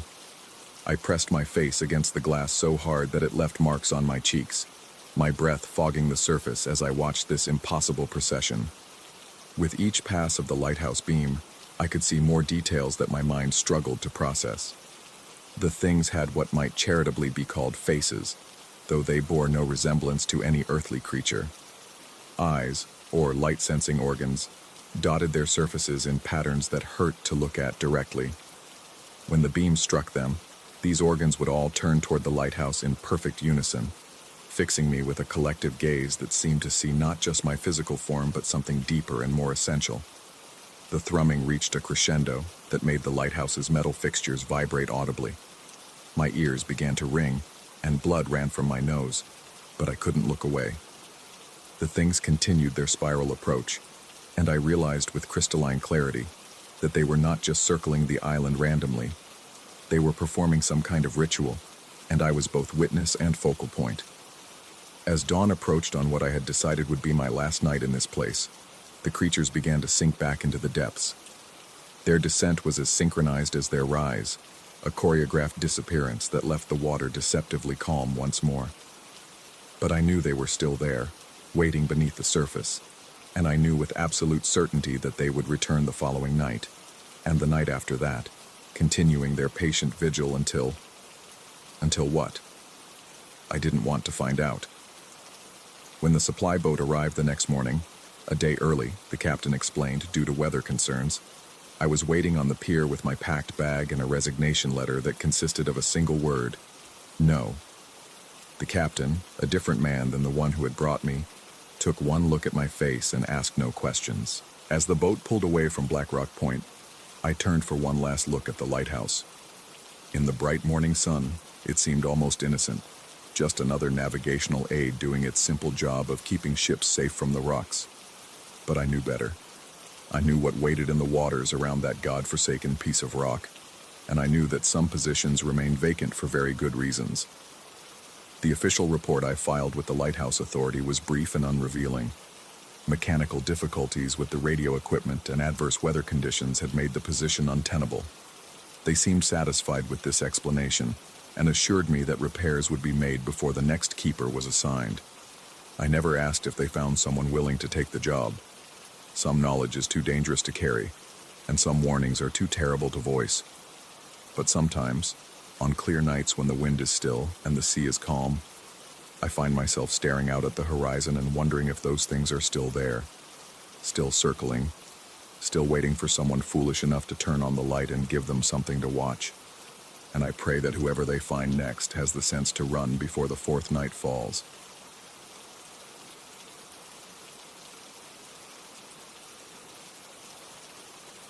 Story 8.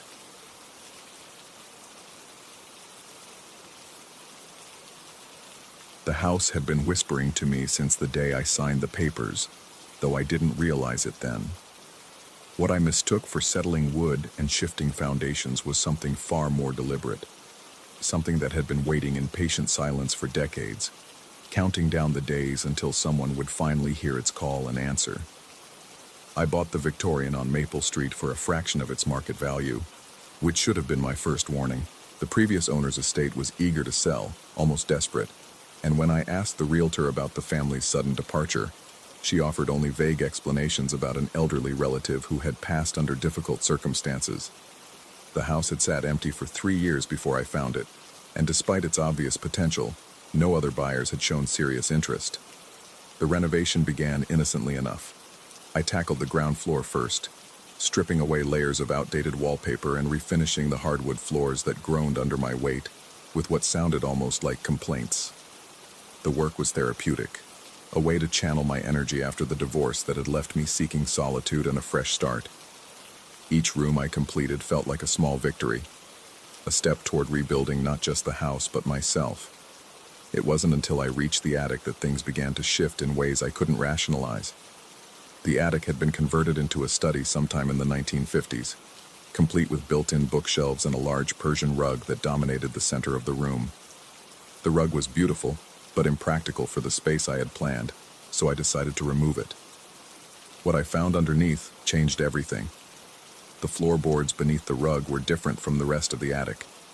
Where the surrounding planks ran parallel to the walls, these formed a perfect rectangle, and running down the center was an almost imperceptible seam. My fingers traced the line, feeling the subtle depression where two pieces of flooring met. It took me nearly an hour of careful examination to realize I was looking at a trapdoor, one that had been sealed and disguised so skillfully that it appeared to be part of the original construction. My heart began to race as I searched for a way to open it. There was no visible handle or hardware, just that hairline crack running down the middle. I fetched a crowbar from my toolbox, hands trembling slightly as I wedged it into the seam. The wood resisted at first, then gave way with a sharp crack that echoed through the attic like a gunshot. Cold air rushed up from the opening, carrying with it the musty scent of decades-old dust, and something else I couldn't identify. Something organic and slightly sweet, like flowers left too long in stagnant water. My mouth went dry as I peered into the darkness below. A set of narrow wooden steps descended into shadow, their surfaces worn smooth by what must have been countless footsteps. I grabbed a flashlight and descended carefully, each step creaking under my weight. The staircase was longer than it should have been, dropping much further than the height between the attic floor and the ceiling of the room below. This made no architectural sense, but I pushed the observation aside, focusing instead on the growing sense of unease that was settling in my stomach like a lead weight. The beam of my flashlight swept across the space below, revealing an impossible sight. I was looking at another attic, one that mirrored the room above in every detail except one crucial aspect. Everything was reversed. Where the window in my attic faced east, this one faced west. The bookshelves I'd just emptied were here fully stocked, but the titles on the spines appeared to be written backwards. Even the dust motes floating in my light seemed to drift in the opposite direction, as if gravity itself had been flipped. My breathing became shallow and rapid as I stepped onto the floor of this mirror room. The boards felt solid enough under my feet, but they seemed to vibrate slightly with each movement, as if the entire space was somehow unstable. The temperature was noticeably colder than the attic above, and my breath began to fog in the beam of my flashlight. I approached the bookshelf cautiously, my pulse hammering in my ears. The books were real, their leather bindings cracked with age, but when I pulled one from the shelf and opened it, the pages were blank except for strange symbols that seemed to shift and writhe in the wavering light. The symbols hurt to look at directly, causing my eyes to water and my vision to blur at the edges. That's when I heard it. A soft scratching sound coming from somewhere deeper in the room. I froze, every muscle in my body tensing as I strained to locate the source. The sound was rhythmic, deliberate, like fingernails being drawn slowly across wood. It stopped for a moment, then resumed, seeming to come from a different location entirely. My hands were shaking as I swung the flashlight beam around the room, searching for movement in the shadows. The scratching stopped again, and in the sudden silence, I became aware of another sound, breathing that wasn't my own. It was slow and measured, the sound of something taking deep, patient breaths in the darkness just beyond my light. Sweat began to bead on my forehead despite the cold. I took a step backward toward the stairs, but the breathing seemed to follow, always staying just outside the reach of my flashlight beam. My rational mind screamed at me to run, to climb those stairs and seal that door forever, but something else kept me rooted in place. A morbid curiosity mixed with the terrible certainty that whatever was sharing this space with me had been waiting specifically for my arrival. The breathing grew closer, and with it came a new sensation, the feeling of being watched by something that understood me far better than I understood myself. My skin crawled as invisible eyes seemed to catalog every detail of my appearance, my posture, my fear. The scratching resumed, and this time I could tell it was coming from directly behind me. I spun around, my flashlight beam cutting through the darkness, But there was nothing there except the backwards bookshelf and its collection of blank books. The breathing had stopped, but now I could hear something else. A soft whisper that seemed to come from the walls themselves. The words were unclear, spoken in a language I didn't recognize, but the tone was unmistakably welcoming, almost seductive. My legs felt weak as I realized the truth that my mind had been fighting to accept. This wasn't just an inverted room, it was a space that existed in opposition to reality itself, a place where the normal rules didn't apply, and something ancient had made its home. Whatever lived here had been waiting, not just for someone to find it, but for someone specific. For me. The whispers grew louder, more insistent, and I began to make out individual words mixed in with the foreign syllables. My name was being spoken over and over again, in a voice that sounded disturbingly like my own, but with a quality that made my stomach churn, as if it was coming from a throat that had learned human speech through careful observation rather than natural development. I backed toward the stairs, my movements slow and deliberate, afraid that any sudden motion might trigger whatever was hiding in the shadows to reveal itself fully. The temperature continued to drop, and my breath came in sharp puffs that dissipated quickly in the unnatural air. The floorboards under my feet began to vibrate more violently, and I could hear similar vibrations coming from the ceiling above, the floor of my real attic responding to the disturbance below. As I reached the bottom step, the whispers suddenly stopped, plunging the room into a silence so complete it seemed to press against my eardrums like physical weight. In that moment of absolute quiet, I heard something that made my blood freeze. The sound of footsteps crossing the floor above me, slow and deliberate, matching exactly the pace at which I had been moving. Something was in my attic, walking across the same path I had taken just minutes before, but I was down here, which meant that whatever was upstairs was something else entirely. Something that had learned to mimic not just my voice but my movements as well. The footsteps stopped directly above where I stood, and I could hear the floorboards creaking under what sounded like considerable weight. Then came a new sound that sent ice through my veins. The trapdoor above was being opened from the other side. Light from my attic began to filter down the staircase, revealing details of the inverted room that my flashlight had missed. The walls were covered in photographs, hundreds of them, all showing the house at different periods throughout its history. But in each image, there was something wrong. Shadows that fell in impossible directions, reflections in windows that showed different scenes than what should have been there. And in several of the more recent photos, a figure standing in the background that looked disturbingly familiar. I stared at one particular photograph, taken from the exact spot where I now stood, showing my own attic from below. In the image, a man was standing at the top of the stairs, looking down with an expression of confusion and fear that I recognized because I was wearing it at that very moment. But the photograph was clearly old, its edges yellowed with age, suggesting it had been taken decades before I was even born. Heavy breathing echoed down from above, and I realized that whatever had been waiting in this room hadn't been waiting for someone random. It had been waiting for me specifically, had perhaps always known I would eventually find my way here. The photographs weren't just random images of the house's history. They were a record of every person who had discovered this hidden space, and somehow, impossibly, I had been part of that record long before I ever set foot in the house. A shadow appeared at the top of the stairs, blocking out some of the light from above. The figure that cast it was roughly human in shape, but wrong in ways that my mind struggled to process. It began to descend, and with each step, the whispers resumed, now speaking in a voice that was definitely my own, but with words I hadn't spoken. "You've been away so long," the voice said, each word dripping with a familiarity that made my skin crawl. "But you're home now. You're finally home." I ran. My feet pounded up the stairs 3 at a time, my flashlight forgotten in my desperate flight. Behind me, I could hear the thing that wore my voice beginning to laugh, a sound that started human but quickly deteriorated into something else entirely. I burst through the trapdoor and into my attic, not stopping to look back as I grabbed the edges of the opening and slammed it shut. But as the door fell into place, I caught a glimpse of what had been following me, and the image burned itself into my mind with surgical precision. It was me, or something that had taken my form with disturbing accuracy. But its eyes held a depth of knowledge and patience that human eyes were never meant to contain. and when it smiled, I saw that it had too many teeth, all of them sharp and gleaming white in the darkness. I dragged the Persian rug back over the trapdoor and piled every piece of furniture I could move on top of it. Then I sat in the corner of the attic, my back pressed against the wall, watching that spot on the floor and listening for any sound from below.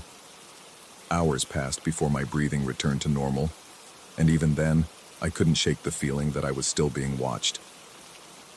The next morning, I called a contractor and had him nail the floorboards down permanently, then pour concrete over the entire area. I told him it was a structural reinforcement, and he didn't question the explanation, though he did comment that the wood seemed unusually cold to the touch even after he'd been working on it for hours. I finished renovating the rest of the house and tried to return to normal life. But normal had become a relative concept. Sometimes, late at night, I could hear scratching sounds coming from somewhere beneath the concrete. Other times, I would catch glimpses of movement in my peripheral vision, always just out of direct sight. And occasionally, when I looked in mirrors, my reflection would seem to lag just a fraction of a second behind my movements, as if it was learning to copy me, rather than simply being me. The worst part was the photographs I found while cleaning out the basement weeks later. Hidden in a box behind the furnace were dozens of images showing the house throughout its history, and in every single one, there was a figure that looked exactly like me, standing somewhere in the background, watching the camera with those same patient, knowing eyes. I still live in the house. Where else would I go? Besides, I've come to understand that the thing in the inverted room isn't trapped there any more than I'm trapped here. We're connected now, bound by something deeper than simple proximity. It's learning from me, becoming more like me every day, and I can feel myself changing in return, becoming more like it. Sometimes I wonder if the person who originally sealed that door felt the same way, if he sat in the same attic wondering whether he was still entirely himself, or if he had already become something else entirely. The photographs suggest he stayed until the end, whatever that end might have been. I don't sleep in the attic anymore, but I visit it often, sitting quietly and listening to the sounds that drift up through the concrete. And sometimes, late at night when the house is absolutely still, I can hear my own voice whispering up from somewhere far below, speaking words I don't remember saying but somehow know are true. The house isn't just my home anymore, it's our home, and one day, when I'm ready, I know I'll break through that concrete and open that door again. Not because I have to, but because I'll want to. Because by then, I'll have finally understood what I was always meant to become. The whispers from below have grown clearer over the months, and lately, they've been telling me about the other houses, the other rooms, the other people who are waiting to be found. They speak of a network that stretches far beyond this single inverted space, a web of connected impossibilities where things like me, like us, gather and wait for their counterparts to find them. I've started looking at real estate listings again, though I'm not sure if I'm searching for my next home or my next hunting ground. The distinction seems less important every day, as does the question of which one of me is writing these words, and which one is reading them from somewhere else entirely. Story 9.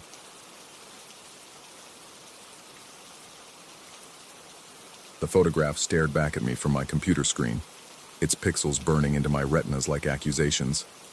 I had taken it 3 days ago during my morning walk through Riverside Park, capturing what I thought was an empty bench beneath the sprawling oak tree.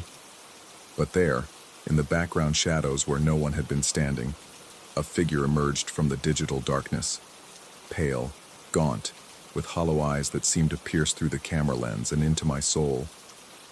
My hands trembled as I scrolled through the folder containing my recent photography work.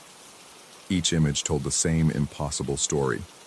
Strangers appearing where none had existed, their faces twisted with an urgency I couldn't comprehend, their mouths open in what looked like silent screams of warning.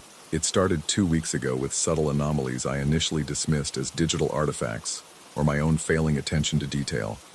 A shadow that seemed too deliberate in the corner of a landscape shot, a blur of movement that resembled a human form in what should have been an empty alleyway. My rational mind constructed explanations, people walking by too quickly to notice, camera malfunctions, tricks of light and shadow. But rationality crumbled when I began examining the images more carefully. The figures weren't random passers-by caught in motion blur. They were stationary, clearly defined, and each one appeared closer to my position than the last. In my earliest affected photograph, taken at the old railway bridge, a distant silhouette stood barely visible among the rusted girders. By the fifth image, captured near the abandoned textile mill, the figure had moved to the foreground, its features becoming disturbingly clear. The face that emerged from my photographs wasn't human in any conventional sense. The skin appeared translucent, stretched taut over angular bones that seemed to jut at impossible angles. Dark veins spiderwebbed beneath the surface, pulsing with a sickly luminescence that made my stomach churn. But it was the eyes that truly disturbed me. Completely black voids that somehow conveyed desperate emotion, as if the being was trying to communicate something vital through the barrier of the digital medium. Sleep became elusive as the images haunted my thoughts. I would lie in bed, staring at the ceiling, feeling the weight of those hollow eyes pressing down on me. My apartment, once a sanctuary of warm lighting and familiar comforts, now felt exposed and vulnerable. Every shadow in the corners seemed to shift and writhe when I wasn't looking directly at them. The refrigerator's hum sounded like whispered conversations in a language I couldn't understand. During my next photography session at the Riverside Trail, I made a conscious effort to scan my surroundings thoroughly before each shot. I checked behind trees, examined benches, even called out to ensure no one was nearby. The trail stretched empty in both directions, with only the sound of water lapping against the banks and the distant hum of traffic from the highway bridge. I raised my camera and focused on a cluster of wildflowers growing through the cracks in the old concrete retaining wall. The viewfinder showed nothing unusual, just the vibrant purple blooms against weathered gray stone. But when I reviewed the image on my camera's LCD screen, my breath caught in my throat. The figure stood directly behind me. My heart hammered against my rib cage as I spun around, camera still clutched in my sweating palms. The trail remained empty. No footprints marked the soft earth except my own. No disturbed vegetation indicated another person's presence. Yet in the photograph, the being loomed mere feet away, its face now clear enough to see the intricate network of scars that crisscrossed its pallid flesh. But what made me stagger backward and nearly drop my equipment was the expression captured in that impossible moment. The creature's mouth was open wide, revealing rows of needle-sharp teeth, and its arms were extended toward my shoulders, as if it had been reaching out to touch me. But its eyes, those terrible black voids, held not malice but desperation, as if it was trying to warn me of some approaching catastrophe. I ran home that day, my chest burning with each ragged breath, constantly glancing over my shoulder at shadows that seemed to follow my movement. The familiar streets of my neighborhood felt alien and threatening. Windows in houses I passed daily now seemed like watching eyes. The rustle of leaves sounded like whispered warnings I couldn't decipher. Back in my apartment, I transferred the images to my computer with shaking hands. The being appeared in every single photograph from that session, growing progressively closer with each shot. In the final image, taken just before I noticed its presence on the camera screen, its face filled nearly half the frame. The detail was so sharp I could see my own reflection in its black eyes, a tiny, terrified figure completely unaware of the presence looming behind him. That night, I barely slept. Every creak of the building settling, every distant car door slam, every neighbor's footstep in the hallway above made me bolt upright in bed, my skin slick with cold sweat. I found myself checking the locks on my door repeatedly, though I couldn't explain what I thought I was keeping out. The rational part of my mind insisted this was all some elaborate hoax or a series of camera malfunctions, but the growing dread in my chest spoke of something far more sinister. The next morning brought no relief. I discovered that the being had appeared in photographs I'd taken weeks earlier, images I was certain had been normal when I first reviewed them. It was as if the entity was somehow inserting itself retroactively into my digital memories, rewriting the past to announce its presence. I began researching the locations where I had captured these impossible images. The Riverside Trail had been the site of a missing persons case 3 years ago. A local journalist had vanished while investigating reports of strange lights and sounds coming from the old tunnel system that ran beneath the park.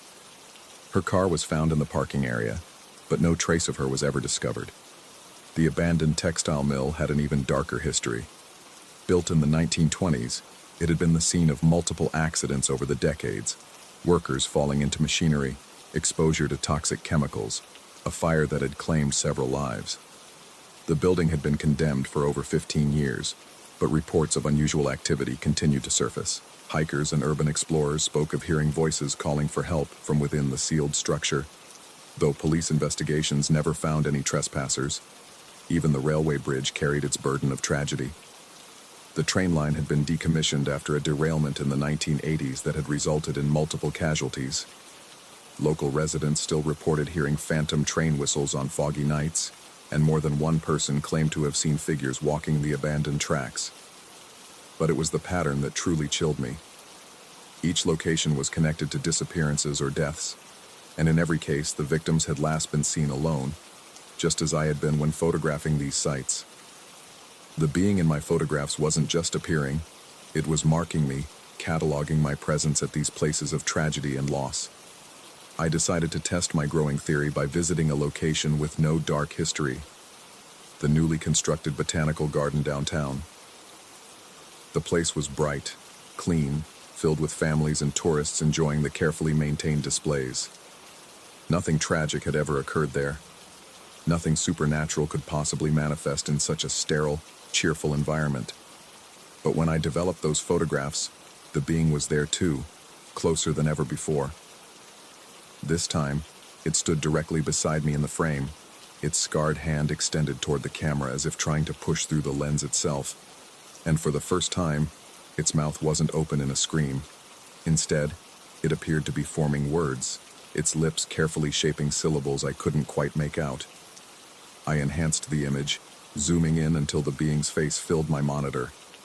The pixels strained and distorted, but I could make out the shape its mouth was forming. Over and over, the same word repeated in its silent articulation: run. The revelation hit me like a physical blow. The entity wasn't trying to harm me, it was trying to warn me. The desperation in its eyes, the reaching gestures, the increasing proximity in each photograph, it was all an attempt to communicate an urgent message. Something was hunting me, something the being had encountered before, and judging by its current state, whatever had happened to it would soon happen to me. I spent the next 3 days in my apartment, curtains drawn, doors locked, refusing to go outside. But the photographs continued to change. Images I had taken months ago now showed the being standing in the background, its warning gestures becoming more frantic with each passing hour. It was as if time itself was being rewritten, the entity inserting itself into my past to amplify its desperate warnings. On the 4th night, I heard footsteps in the hallway outside my door. Slow, deliberate steps that paused directly outside my apartment. The footsteps had no rhythm, no natural gait. They sounded like someone learning to walk, experimenting with the mechanics of human movement. I pressed my ear to the door, my heart thundering so loudly, I was certain whoever stood on the other side could hear it. The footsteps resumed, but now they were inside my apartment. Impossible as that seemed. They moved through my living room, paused at the entrance to my bedroom, then continued toward my home office where my computer still displayed the latest photographs. The sound of my desk chair creaking under an invisible weight made my blood freeze.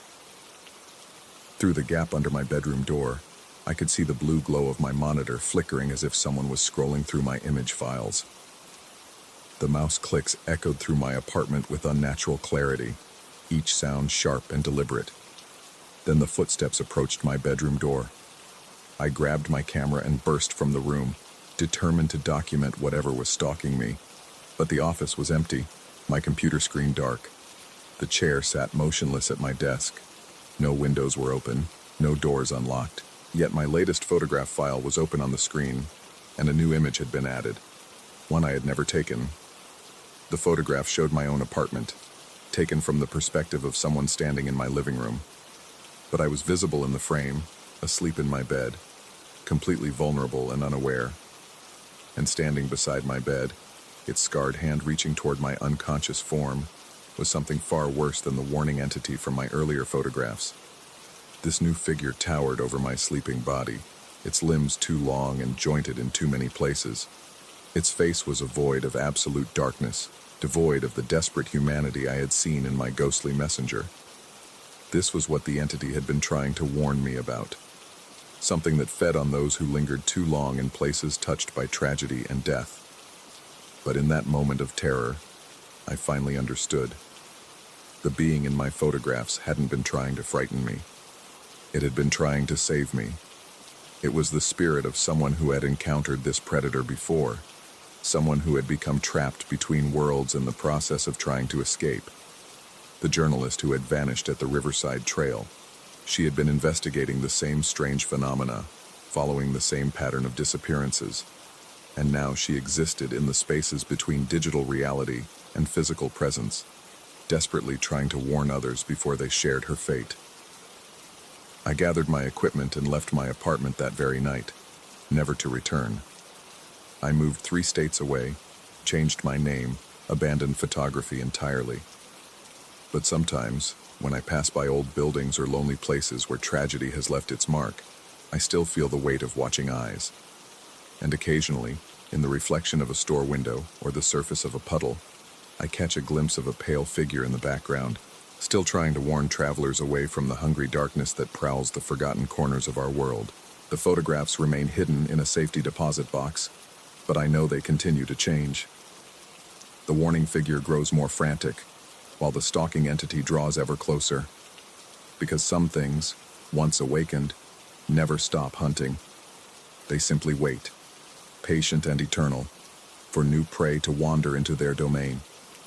And somewhere, in the digital space between capture and development, a brave soul continues her vigil, reaching across the boundary between life and death to save strangers from a fate worse than disappearance. The question that haunts me now isn't whether I escaped, but whether I'm simply leading the predator to new hunting grounds, carrying it with me like a virus in my wake. Because in my final photograph from that apartment, taken as I fled into the night, I can see something terrible reflected in my own desperate eyes, the same hollow darkness that had marked the stalking entity's face. Perhaps the warning was never about running away. Perhaps it was about what I was becoming. Story 10. The fluorescent lights hummed their dying song as I locked the museum's heavy oak doors behind me, the brass keys cold against my sweating palms. Outside, the October wind rattled the windows like skeletal fingers tapping against glass, and somewhere in the darkness beyond, a siren wailed its mournful tune through the empty streets. But inside these walls, surrounded by centuries of carved stone and painted canvas, silence pressed against my eardrums with the weight of a tomb. I had taken the night security job at the Metropolitan Museum of Classical Arts 3 months ago, desperate for work after losing my position at the accounting firm. The pay was mediocre, but the solitude appealed to me. 8 hours of wandering through corridors filled with humanity's greatest achievements, alone with my thoughts and a thermos of coffee that never seemed to stay hot. What I hadn't anticipated was how the shadows would begin to feel alive after midnight, or how certain pieces would seem to pulse with an energy that made my skin crawl. The Roman sculpture wing was where it started. Room 247, to be precise, tucked away in a corner where the overhead lighting had been flickering for weeks despite maintenance requests. The centerpiece was a marble statue dating from the 2nd century, a young man in classical robes, his face turned slightly upward as if listening to whispered secrets from the gods. The placard identified him as Marcus Aurelius Severus, a senator's son who had died young under mysterious circumstances. The sculptor's skill was extraordinary. Every muscle beneath the marble seemed to flex with restrained power. Every fold of fabric appeared to shift in an unfelt breeze. But it was the eyes that first caught my attention during my 2nd week on the job. Carved from the same pristine marble as the rest of the figure, they possessed a depth that seemed impossible in stone. The way the shadows fell across the face created the illusion of intelligence, of awareness that made my throat tighten every time I passed through the room during my rounds. I told myself it was simply masterful craftsmanship. Roman sculptors were renowned for their realism, their ability to breathe life into cold stone. Yet as the nights passed, I found myself lingering in that room longer than necessary, drawn by a compulsion I couldn't name. The statue's gaze seemed to follow my flashlight beam, and more than once I caught myself speaking to it in hushed tones, asking about its life, its death, the secrets carved into its marble flesh. The first sign that something was genuinely wrong came during my 4th week. I had developed a routine of checking room 247 at precisely 1:17 a.m., timing my arrival to coincide with the moment when the old building settled into its deepest silence. But that Tuesday night, as my footsteps echoed against the polished floor, I noticed something that made my heart skip against my ribs like a trapped bird. The statue's head was turned slightly more to the left than usual. I stood frozen in the doorway, my flashlight beam trembling as it illuminated the marble face. The change was subtle, perhaps no more than a few degrees, but I knew that room like I knew my own reflection. Every angle, every shadow had become as familiar as breathing. The statue was looking directly at the entrance now, directly at me, with those carved eyes that seemed to hold depths no chisel should have been able to create. My rational mind scrambled for explanations. Perhaps the cleaning crew had bumped it during their evening rounds. Maybe the building's foundation was settling, causing minute shifts in the displays. But deep in my chest, where logic held no sway, a cold certainty began to take root. Something was watching me from within that marble shell. Something that had been waiting for decades, perhaps centuries, for the right moment to emerge. I forced myself to complete my rounds that night, but my hands shook so violently I could barely operate the security system. The coffee I'd brought turned to acid in my stomach, and every sound, the whisper of air through the ventilation system, the distant groan of pipes, the soft tick of the vintage clocks in the European collections, seemed amplified to an unbearable degree. By the time my shift ended at 6 a.m., dark circles had formed beneath my eyes, and my supervisor asked if I was feeling unwell. The next night, I arrived early, determined to observe the statue before beginning my official rounds. I positioned myself in the shadows of the adjacent Greek pottery exhibit, where I could watch room 247 without being seen. For 2 hours, I maintained my vigil, noting every detail of the statue's position. The head faced slightly left, just as I remembered. The arms hung at precisely the same angle. The folds of the marble toga fell in identical patterns. But at 1:17 a.m., during the exact moment when I would normally enter the room, I swore I saw the statue's chest rise and fall in a single, almost imperceptible breath. My blood turned to ice water in my veins. I pressed myself deeper into the shadows, my breathing shallow and rapid, sweat beading on my forehead despite the museum's climate-controlled environment. For several minutes I watched without moving, afraid that any sound would alert whatever presence inhabited that marble form. But the statue remained perfectly still, as motionless as it had been for nearly 2,000 years. I convinced myself it had been a trick of the light, a hallucination born from too much caffeine and too little sleep. But as the weeks passed, the changes became impossible to ignore. Each night brought subtle alterations. A slight shift in the statue's stance, a barely perceptible turn of the head, a minute adjustment in the positioning of the hands. The marble eyes seemed to track my movements with increasing boldness, and I began to feel their weight upon me even when I was in other parts of the museum.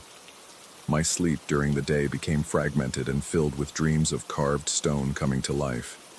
I would wake in cold sweats, my sheets soaked with perspiration, the taste of marble dust coating my tongue. My appetite disappeared, and the weight I had been carrying since my divorce melted away until my clothes hung loose on my shrinking frame.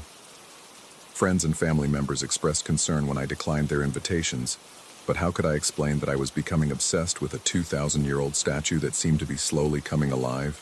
The breaking point came on a Thursday night in November, exactly 8 weeks after I had first noticed the statue's movements. I had developed a new strategy by then, approaching room 247 from different angles, varying the timing of my visits, sometimes doubling back unexpectedly to catch the statue in the act of moving. But that night, as I rounded the corner into the Roman wing, I found the room completely empty, The pedestal where Marcus Aurelius Severus had stood for decades was bare, except for a small placard that read, "On loan for restoration." But I knew the museum's schedule better than anyone. No restoration work had been planned. No paperwork had been filed. No transportation arrangements had been made. The statue had simply vanished, leaving behind only the faint outline in the dust where its base had rested. I searched the entire museum that night, abandoning my usual rounds to hunt through storage rooms, workrooms, and areas normally off-limits to security personnel. My flashlight beam swept across countless artifacts, but Marcus Aurelius Severus was nowhere to be found. Yet as I searched, I began to feel an increasingly powerful sense of being watched. The sensation crawled across my skin like insects, raising goosebumps despite the warm air circulating through the building. It was in the medieval wing, nearly 3 hours past the time when I should have completed my rounds, that I finally understood the truth. Standing before a glass case containing illuminated manuscripts, I caught sight of my own reflection in the protective barrier. But behind my image, barely visible in the shadows, stood the unmistakable silhouette of a marble figure. I spun around, my heart hammering against my ribs so violently I thought it might burst. The corridor was empty, filled only with display cases and the soft red glow of security lights. But I could feel the presence behind me, could sense those carved eyes burning into the back of my neck with an intensity that made my knees weak. When I turned back to the glass case, the reflection showed only my own pale, frightened face staring back at me. But in the corner of my vision, just at the edge of my peripheral awareness, I caught a glimpse of marble fingers reaching toward me through the darkness. I ran then, abandoning all pretense of professional duty. My footsteps echoed through the silent corridors as I fled toward the exit, fumbling with my keys, my hands shaking so badly I could barely operate the locks. Behind me, I could hear the soft whisper of stone against stone, the gentle scrape of marble feet following in my wake. The cold night air hit my face like a slap as I burst through the museum's front doors. I stood on the steps, gasping and trembling, looking back at the building that had become my prison. In one of the upper windows, barely visible against the darkness, I saw a pale figure watching me through the glass. I never returned to the museum. I called in sick the next day, then submitted my resignation via email, citing personal reasons. The security supervisor tried to contact me several times, concerned about my sudden departure, but I couldn't bring myself to answer his calls. How could I explain that I had become the target of something ancient and patient, something that had waited centuries for the right person to notice its subtle signs of life? Months have passed since that night, and I've found work at a modern office building where the only art consists of mass-produced prints and potted plants. But sometimes, in moments of quiet reflection, I catch glimpses of marble in my peripheral vision. A statue in a park seems to turn its head as I pass. A garden sculpture appears to shift position between one glance and the next, and always, I feel those ancient eyes watching me, following me, waiting with the patience that only stone can possess. I've learned to live with the knowledge that some things are better left unobserved, that attention can be a form of invitation. The Roman sculptors carved their masterpieces with such skill that they captured not just the appearance of life, but life itself. Life that waits in patient silence until someone notices its presence, acknowledges its existence, and becomes forever bound to its watchful gaze. The statue may have let me escape that night, but I understand now that I will never truly be free. Marcus Aurelius Severus has found what he was searching for through all those centuries of stillness, a witness to his resurrection, a companion in his eternal vigil. And somewhere in the shadows of the city, carved from stone but animated by will, he continues to watch and wait, knowing that I will always be aware of his presence, always looking over my shoulder, always wondering when marble might once again come to life.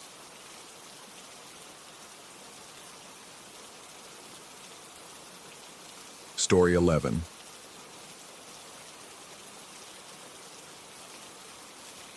The silence in Black Rock Cavern wasn't really silence at all.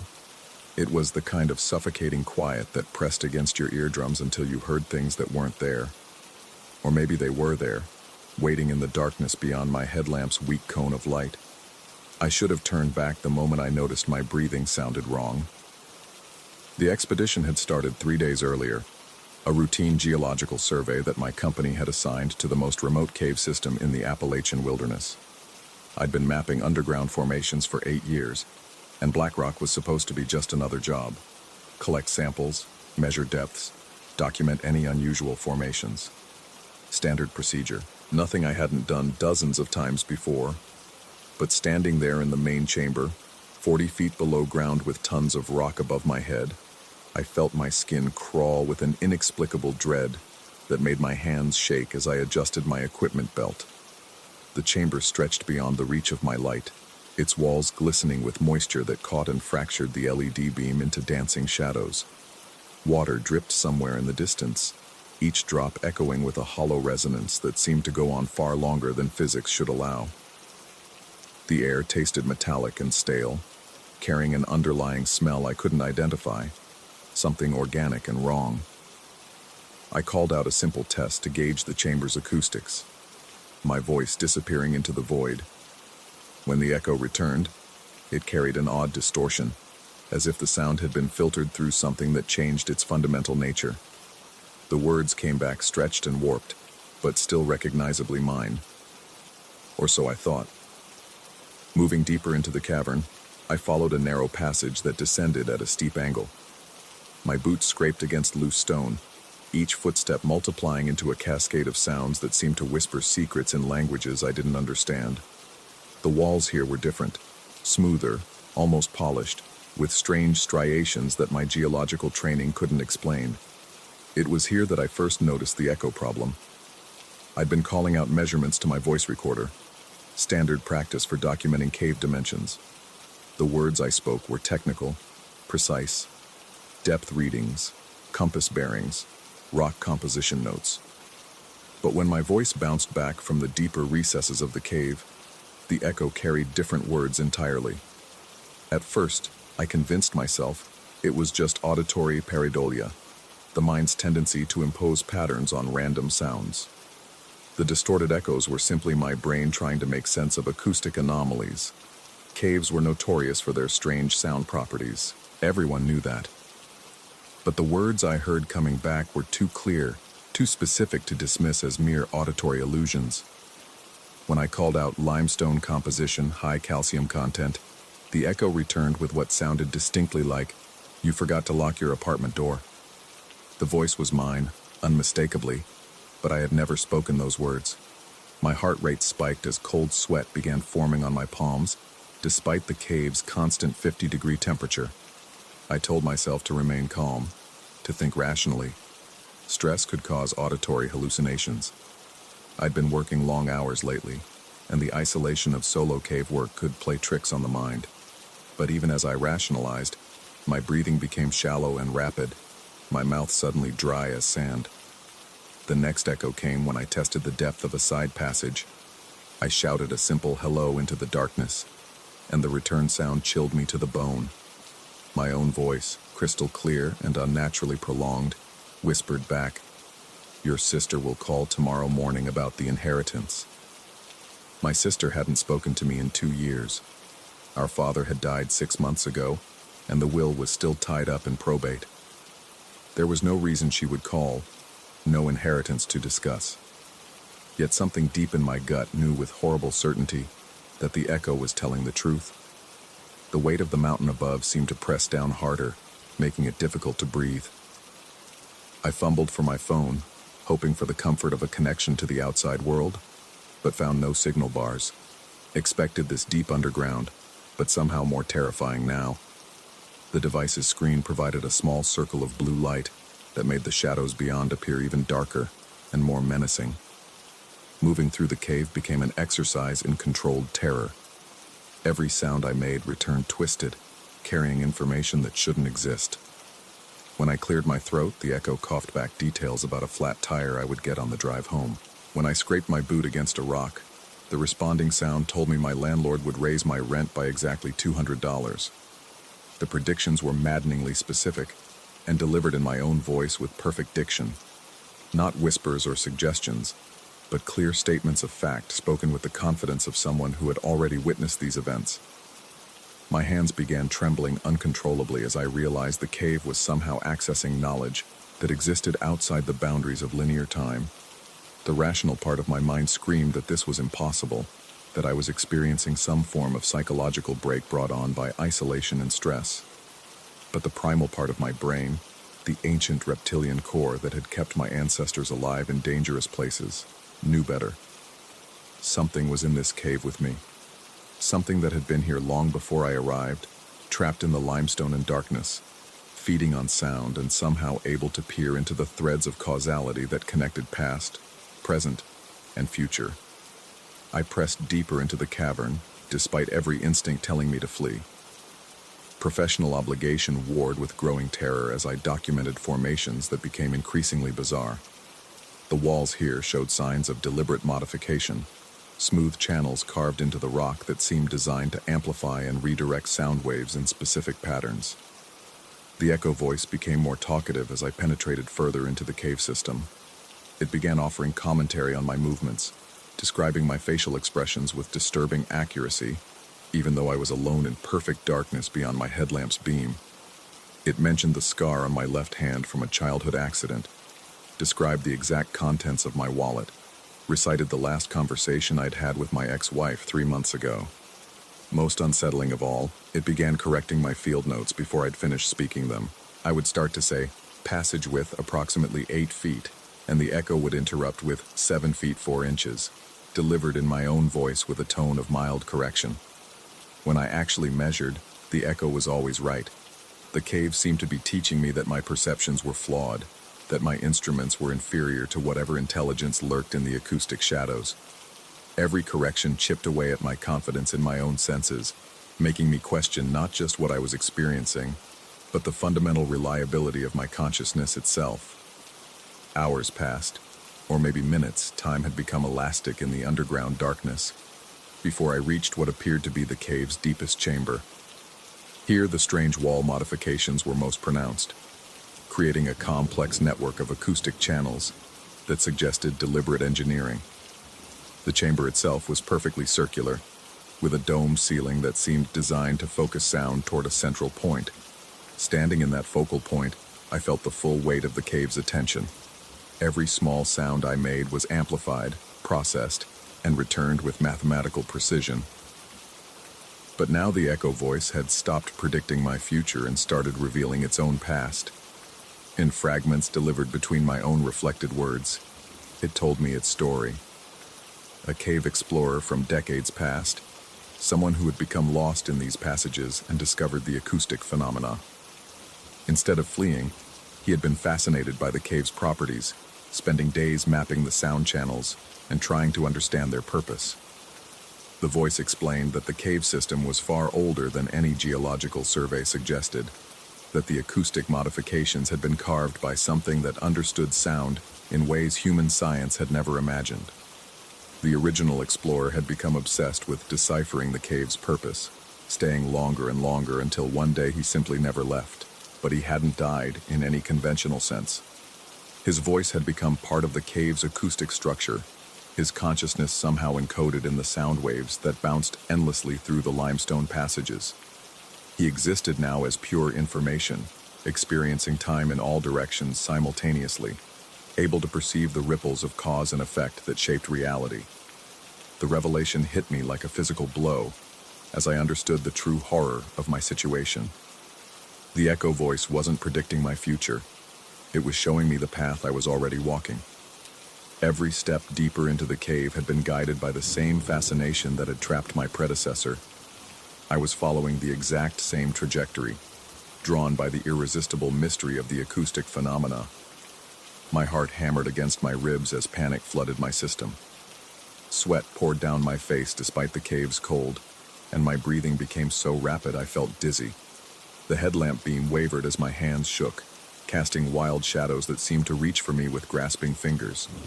I turned to flee, but the echo voice called after me with urgent intensity. It warned me about specific obstacles in the passage ahead, warned me about the told me exactly where to step to avoid loose rocks, guided me around a hidden crevice that my light hadn't revealed. The voice that had terrified me was now desperately trying to save me from the same fate that had befallen its owner. Racing through the narrow passages, I followed the echo's directions with absolute trust, born of terror. Left at the fork, watch for the low ceiling. Don't touch the unstable wall section. The voice guided me with the precision of someone who had mapped every inch of the cave through decades of acoustic exploration. When I finally emerged into daylight, gasping and shaking, the silence was almost as unsettling as the echoing voice had been. The normal world sounds, wind through trees, distant traffic, birds calling, seemed thin and fragile after the rich acoustic complexity of the cave. But as I packed my equipment with trembling hands, I could still hear it faintly. Not the echo voice itself, but the acoustic signature of the cave system, a barely perceptible resonance that seemed to follow me. The cave had marked me somehow, imprinted its frequency into my consciousness. Driving home, my phone rang exactly when the echo had predicted. My sister's name appeared on the display, and with sick certainty, I knew she was calling about the inheritance. The conversation unfolded precisely as the cave voice had foretold, every word following the script that acoustic prophecy had revealed. Now, weeks later, I find myself listening for echoes everywhere. In subway tunnels, empty buildings, even the bathroom at my apartment.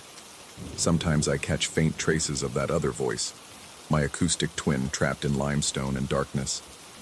It's still there, still calling out warnings and predictions, still trying to guide others away from the same fate.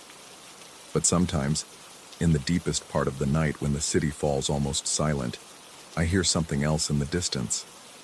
The cave is still singing its ancient song, and part of me wants nothing more than to return and learn the rest of its melody.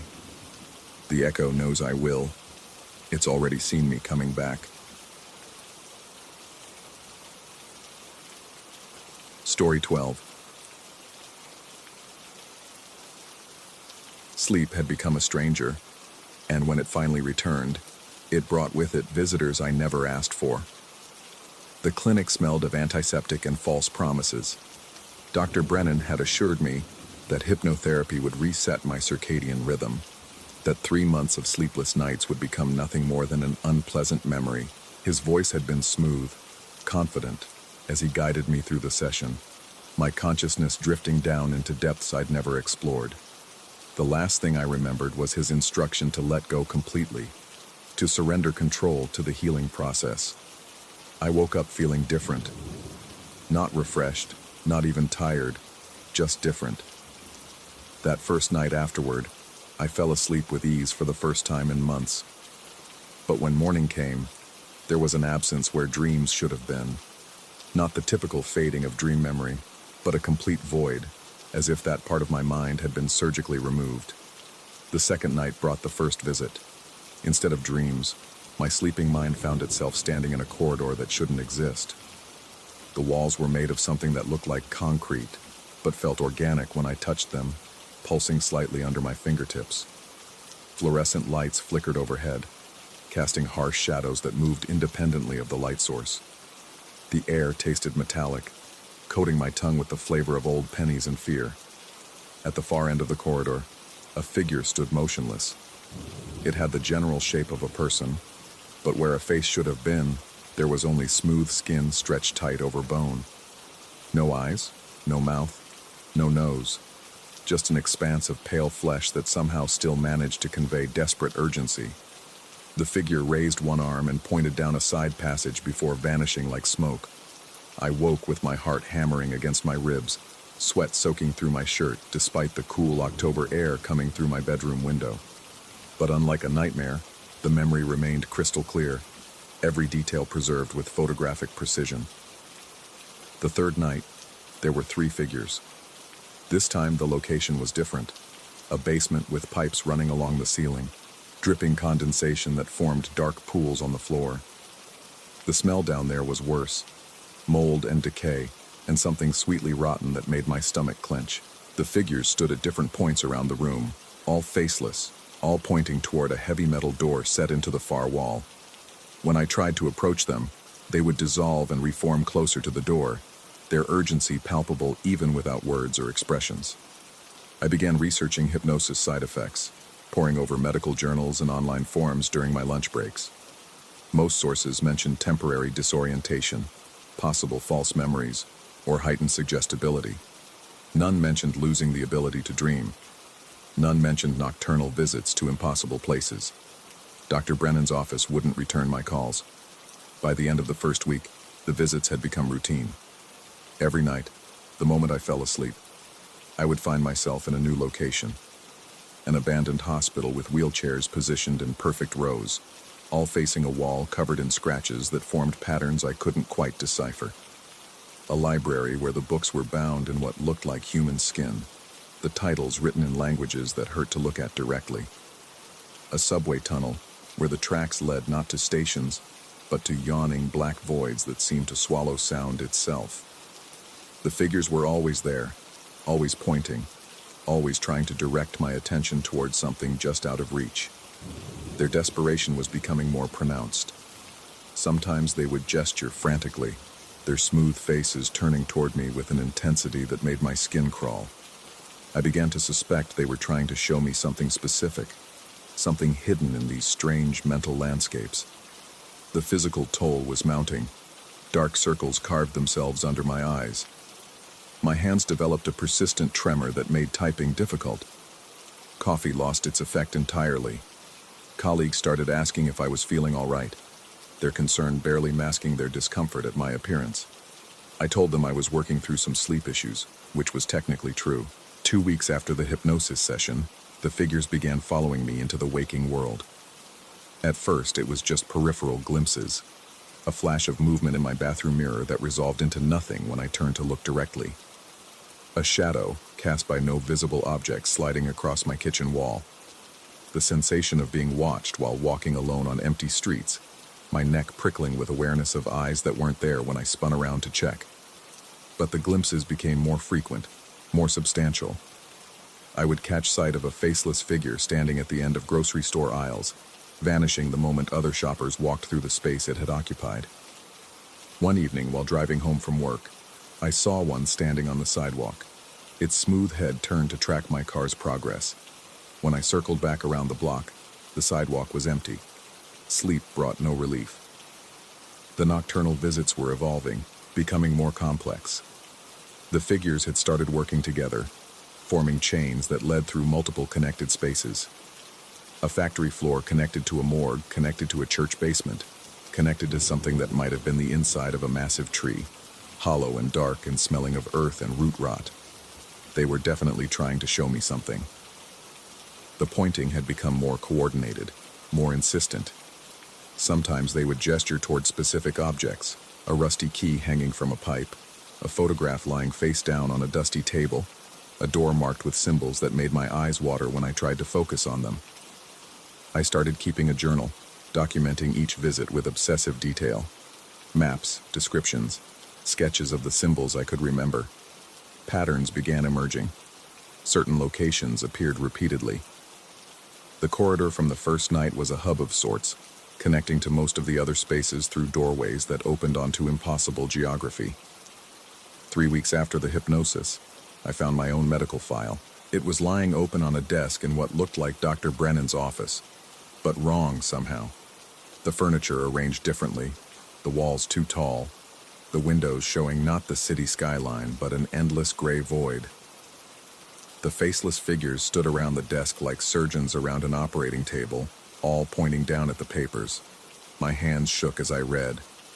The file contained notes about an experimental procedure, something about consciousness redistribution, and accessing suppressed memory networks.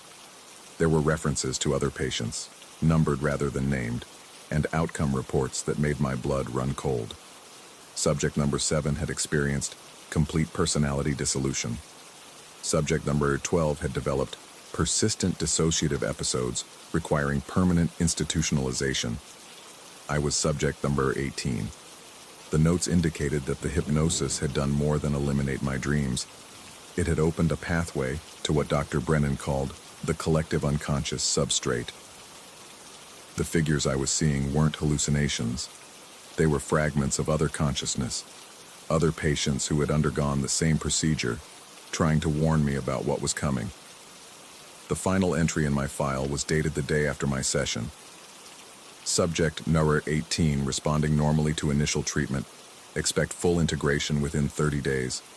Recommend monitoring for phase 2 symptoms. I woke up screaming. The next day I tried calling Dr. Brennan's office again, demanding answers. The receptionist told me politely that no Dr. Brennan had ever worked at that clinic. When I insisted, providing details about my appointment, she put me on hold for several minutes before returning to inform me that their records showed no hypnotherapy sessions scheduled for the date I mentioned. In fact, she said, they didn't offer hypnotherapy services at all. But I had the receipts. I had the business card. I had the clear memory of sitting in that office, sinking into the leather chair while his voice guided me into trance. That night, the figures were more agitated than ever. They surrounded me the moment I arrived in the corridor. Their smooth faces turned toward me with unmistakable urgency. Instead of pointing toward passages, they were pointing at me, at my chest, at something inside me that I couldn't see. I felt it then, a presence that wasn't my own, something foreign and hungry, stirring in the depths of my mind. It was small now, barely perceptible, but growing stronger each night. The other consciousness fragments weren't trying to show me a place or an object. They were trying to show me myself, trying to warn me about what was taking root in my psyche. The integration process had begun. I understood now why the other subjects had lost themselves. Something was being planted in our minds during the hypnosis, something that fed on the space where dreams used to live. It would grow slowly, carefully, until it was strong enough to take control completely. The figures in the nocturnal spaces weren't just fragments of lost patients. They were all that remained of their original personalities, trapped and watching helplessly as intruders wore their bodies like stolen clothes. The presence inside me stirred again, and for a moment, I felt my own thoughts become distant, observed rather than experienced. It was learning from me, studying my memories and mannerisms, preparing to replace me entirely. I woke up with the taste of metal in my mouth and blood under my fingernails where I'd clawed at my own chest while sleeping. There was only one way to stop it. The figures had been trying to show me the path all along, pointing toward that heavy metal door I'd seen in the basement space. It wasn't a physical door, but a barrier in my own mind, something the hypnosis had weakened but not fully opened. Whatever was growing inside me needed that door to remain closed.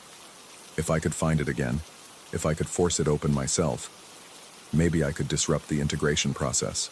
That night, I fought to stay conscious as sleep approached, maintaining just enough awareness to navigate the mental landscape deliberately. The faceless figures were waiting, more agitated than ever. The presence inside me was stronger now, making my movements feel sluggish and unfamiliar. But the figures formed their chain, leading me through the connected spaces toward the basement with the metal door. It was heavier than before, the handle ice cold against my palm. As I pulled it open, the presence inside me thrashed like a living thing, desperate to prevent what was coming. Beyond the door lay not another room but a vast library, its shelves stretching infinitely upward, filled with books that contained not words, but memories.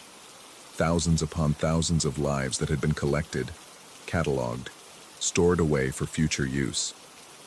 I understood then that Dr. Brennan, or whatever wore his appearance, was not conducting medical experiments. He was harvesting consciousness, collecting human minds like specimens in jars. The hypnosis sessions were just the delivery method, a way to plant the collectors that would slowly subsume their hosts from within. But understanding brought power. With the door open, I could access not just my own suppressed memories, but fragments of all the others who had been harvested before me. Their combined knowledge showed me how to build walls around my own consciousness, how to starve the intruder of the mental space it needed to grow. The process took hours, or maybe years. Time moved strangely in that place. When I finally emerged from the library and closed the door behind me, the faceless figures were gone. The nocturnal spaces began to dissolve, walls becoming transparent, floors turning to mist. My dreams were returning, pushing out the artificial landscape like immune cells attacking an infection. I woke to find that 3 days had passed. My apartment was filled with concerned messages from friends and coworkers. My phone showed dozens of missed calls from a number I didn't recognize. But the presence inside my mind was gone, starved into dormancy by the barriers I'd constructed. The dreams that returned were my own, chaotic, symbolic, beautifully meaningless. I slept deeply for the first time in months, but sometimes, in the quiet moments between sleep and waking, I can still feel the faceless figures watching from the corners of my vision. They're not trying to warn me anymore. They're making sure I remember what I saw in that library, making sure I understand that Dr. Brennan and his collectors are still out there, still harvesting, still growing their collection of stolen lives. And sometimes, late at night when the city is quiet, I find myself wondering about the other patients who weren't strong enough to build the necessary walls, who let the integration process complete itself. I wonder if they're still aware somewhere deep inside their stolen bodies, watching helplessly as something else lives their lives.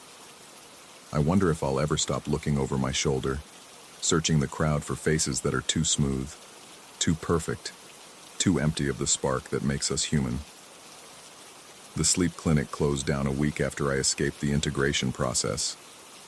The building stands empty now, windows boarded up. But sometimes I drive past and see lights moving in the upper floors where Dr. Brennan's office used to be. The harvest continues, and the faceless figures keep watch, and I try very hard not to think about what might happen if the collectors ever decide I know too much about their work. Sleep comes easier now, but it no longer brings peace. It brings vigilance and memories of a library that contains more stolen lives than any one mind should hold, and the knowledge that some hungers can never be fully satisfied. They're still out there, still collecting, still growing their inventory of human consciousness. And someday, they might come back for the one that got away. Story 13. The highway stretched endlessly ahead, a black ribbon cutting through the void where civilization had forgotten to follow. My headlights carved twin tunnels through the darkness, illuminating nothing but cracked asphalt and the occasional roadkill that hadn't yet been claimed by scavengers. The radio had given up its static an hour ago, leaving only the steady hum of tires against pavement and the mechanical breathing of the engine. I'd been driving for 6 hours straight, my eyes burning with fatigue and my back cramping from the cheap vinyl seats. The coffee from the last truck stop had long since worn off, leaving behind a bitter aftertaste and the urgent need for another break.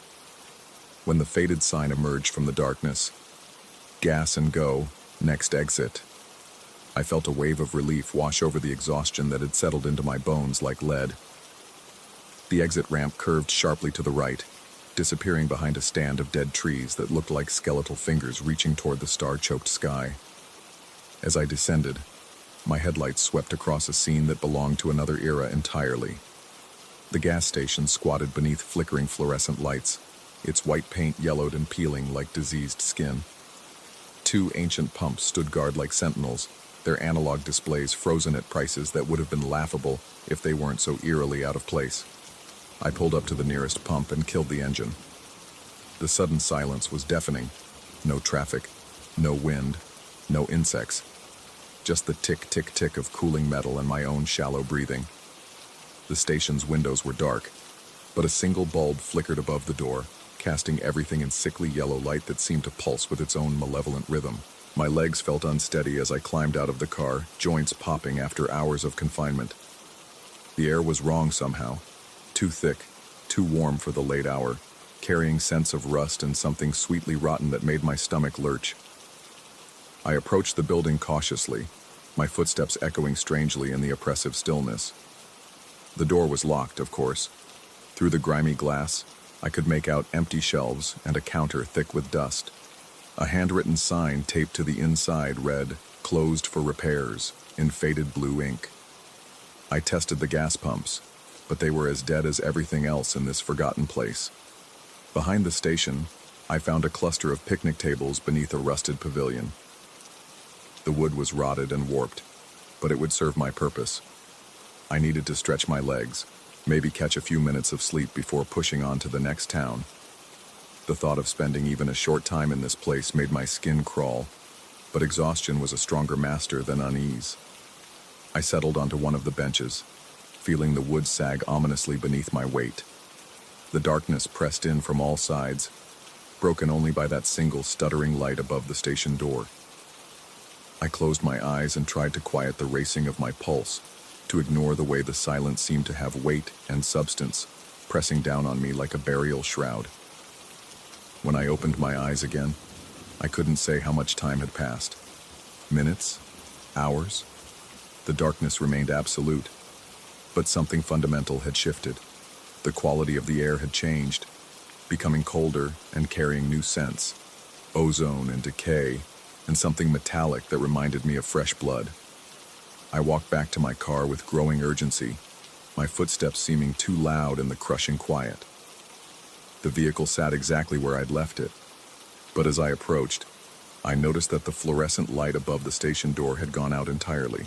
The only illumination came from my headlights, which I'd apparently left on, though I had no memory of doing so. The engine turned over on the first try, and I reversed quickly, eager to put this place behind me.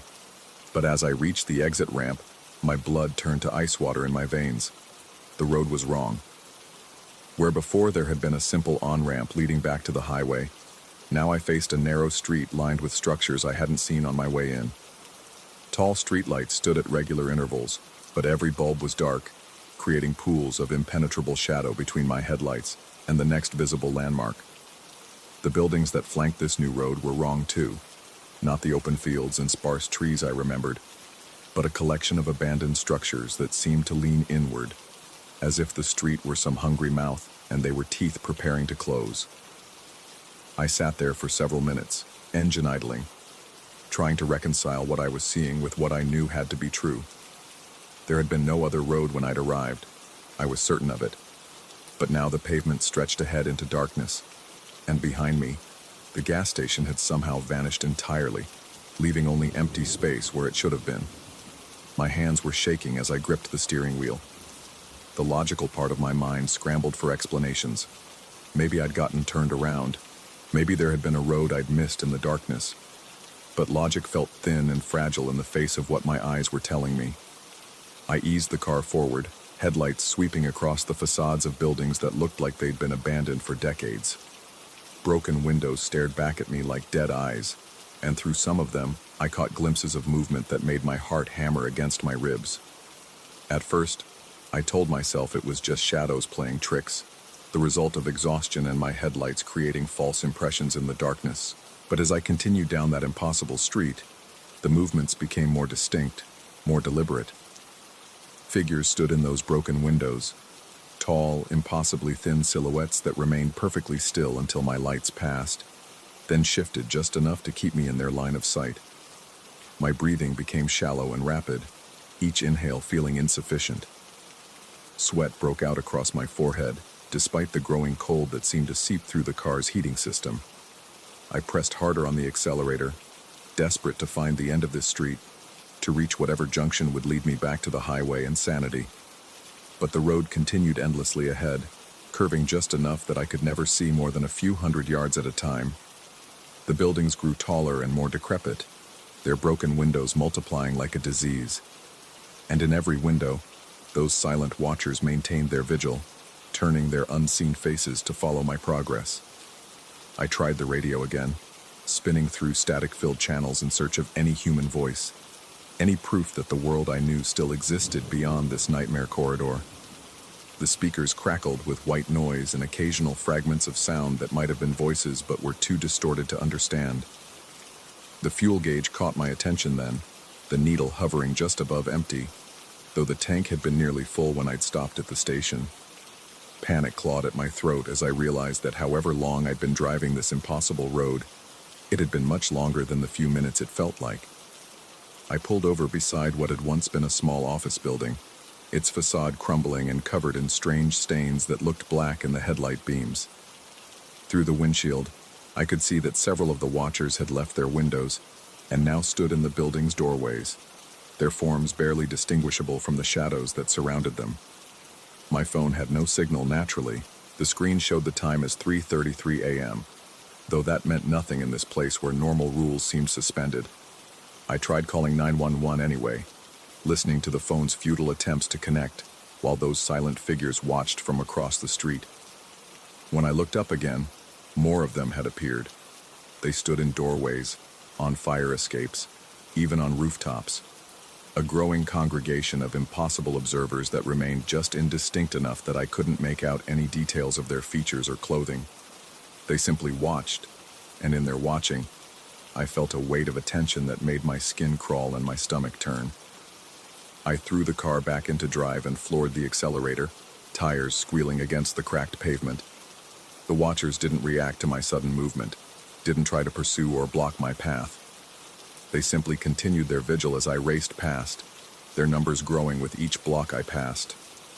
The street began to change as I drove deeper into whatever this place was. The pavement became older, more broken, sprouting weeds and small trees that my tires crushed with wet, organic sounds.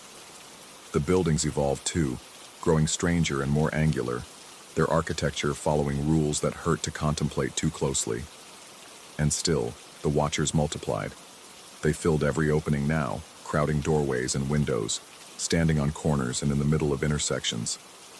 My headlights illuminated hundreds of them, maybe thousands, all facing my direction with that terrible, patient stillness. I could feel my sanity beginning to fray at the edges, rational thought dissolving under the weight of prolonged terror. Part of me wondered if I was having some kind of breakdown, if exhaustion had finally pushed my mind beyond its limits. But the physical sensations were too real. The cramping in my hands from gripping the wheel, the taste of copper fear in my mouth, the way my heart felt like it might burst from the sustained stress. The fuel gauge now read completely empty, but somehow the engine continued running. Time had become meaningless in this place where streetlights stayed dark and the watchers never moved. I might have been driving for minutes or hours or days. There was no way to tell. Then, as suddenly as it had begun, it ended.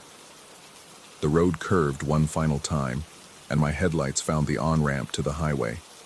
Real asphalt, real lane markings, real civilization stretching away into the distance. I didn't hesitate, didn't look back to see if that impossible street was still there behind me. I gunned the engine up the ramp and merged onto the highway, where normal traffic moved beneath normal streetlights under a normal night sky.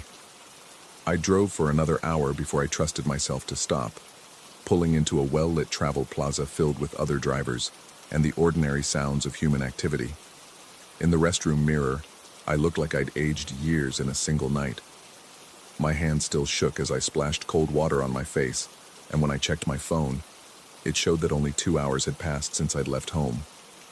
But when I returned to my car, I found something that made my blood freeze all over again.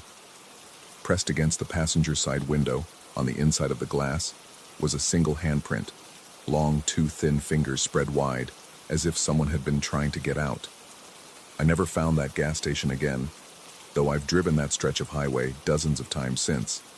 The exit simply doesn't exist, has never existed according to every map and GPS system I've checked.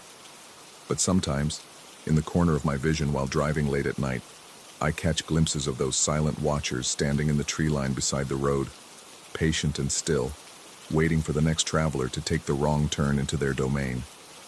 The handprint faded after a few days, but I can still see it sometimes when the light hits the glass just right. And on the quietest nights, when I'm alone on empty highways, I swear I can feel them watching me still. Those impossible guardians of a place that exists between the cracks of the world, where the lost and the weary discover that some exits lead nowhere you'd ever want to go.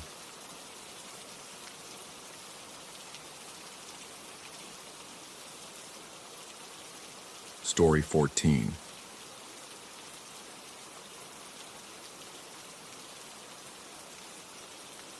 The streets held their breath after midnight, as if the city itself knew something unholy stirred in the darkness between the old brick buildings. That's when I first saw the shop, a narrow storefront wedged between two condemned apartments, its windows glowing with an amber light that seemed to pulse like a dying heartbeat. The insomnia had been eating at me for weeks, turning my nights into restless wanderings through the older sections of downtown.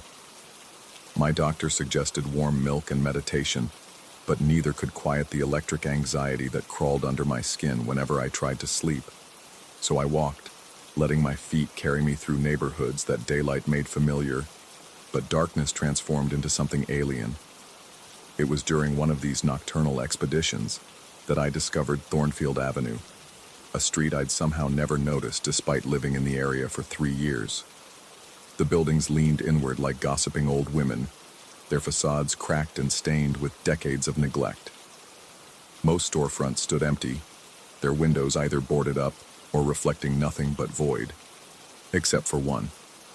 The sign above the door read, "Nocturne Antiquities" in faded gold lettering, though the paint looked fresh despite its weathered appearance. Light spilled from the windows onto the cracked sidewalk, warm and inviting in a way that made my chest tighten with unexplained dread. Something about that light felt wrong. Too steady, too bright for the late hour, casting shadows that seemed to move independently of their sources. My watch showed 12:03 a.m. when I first pressed my face to the glass. Inside, shelves lined every wall, packed with ordinary objects that somehow looked sinister in the amber glow. Teacups, picture frames, old radios, leather-bound books, jewelry boxes, the kind of mundane items you'd find at any estate sale or flea market. Yet each piece seemed to watch me through the window, as if aware of my presence. The door opened before I could knock. An elderly man emerged from the shadows between the shelves, moving with the fluid grace of someone much younger. His face appeared ageless in the strange light, could have been 50 or 80, with features that shifted slightly every time I tried to focus on them.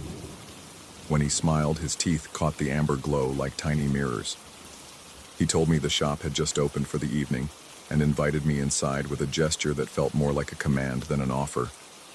The interior smelled of old wood and something else, something organic and slightly sweet, like flowers left too long in water. Every surface gleamed despite the obvious age of the items, and the silence felt absolute, as if the walls absorbed sound. The shopkeeper followed me as I browsed, never speaking, but somehow conveying information about each piece I examined. The ornate hand mirror had belonged to a stage actress from the 1920s. The wooden music box played a lullaby that had never been written down. The silver cigarette case had traveled across 3 continents before finding its way here.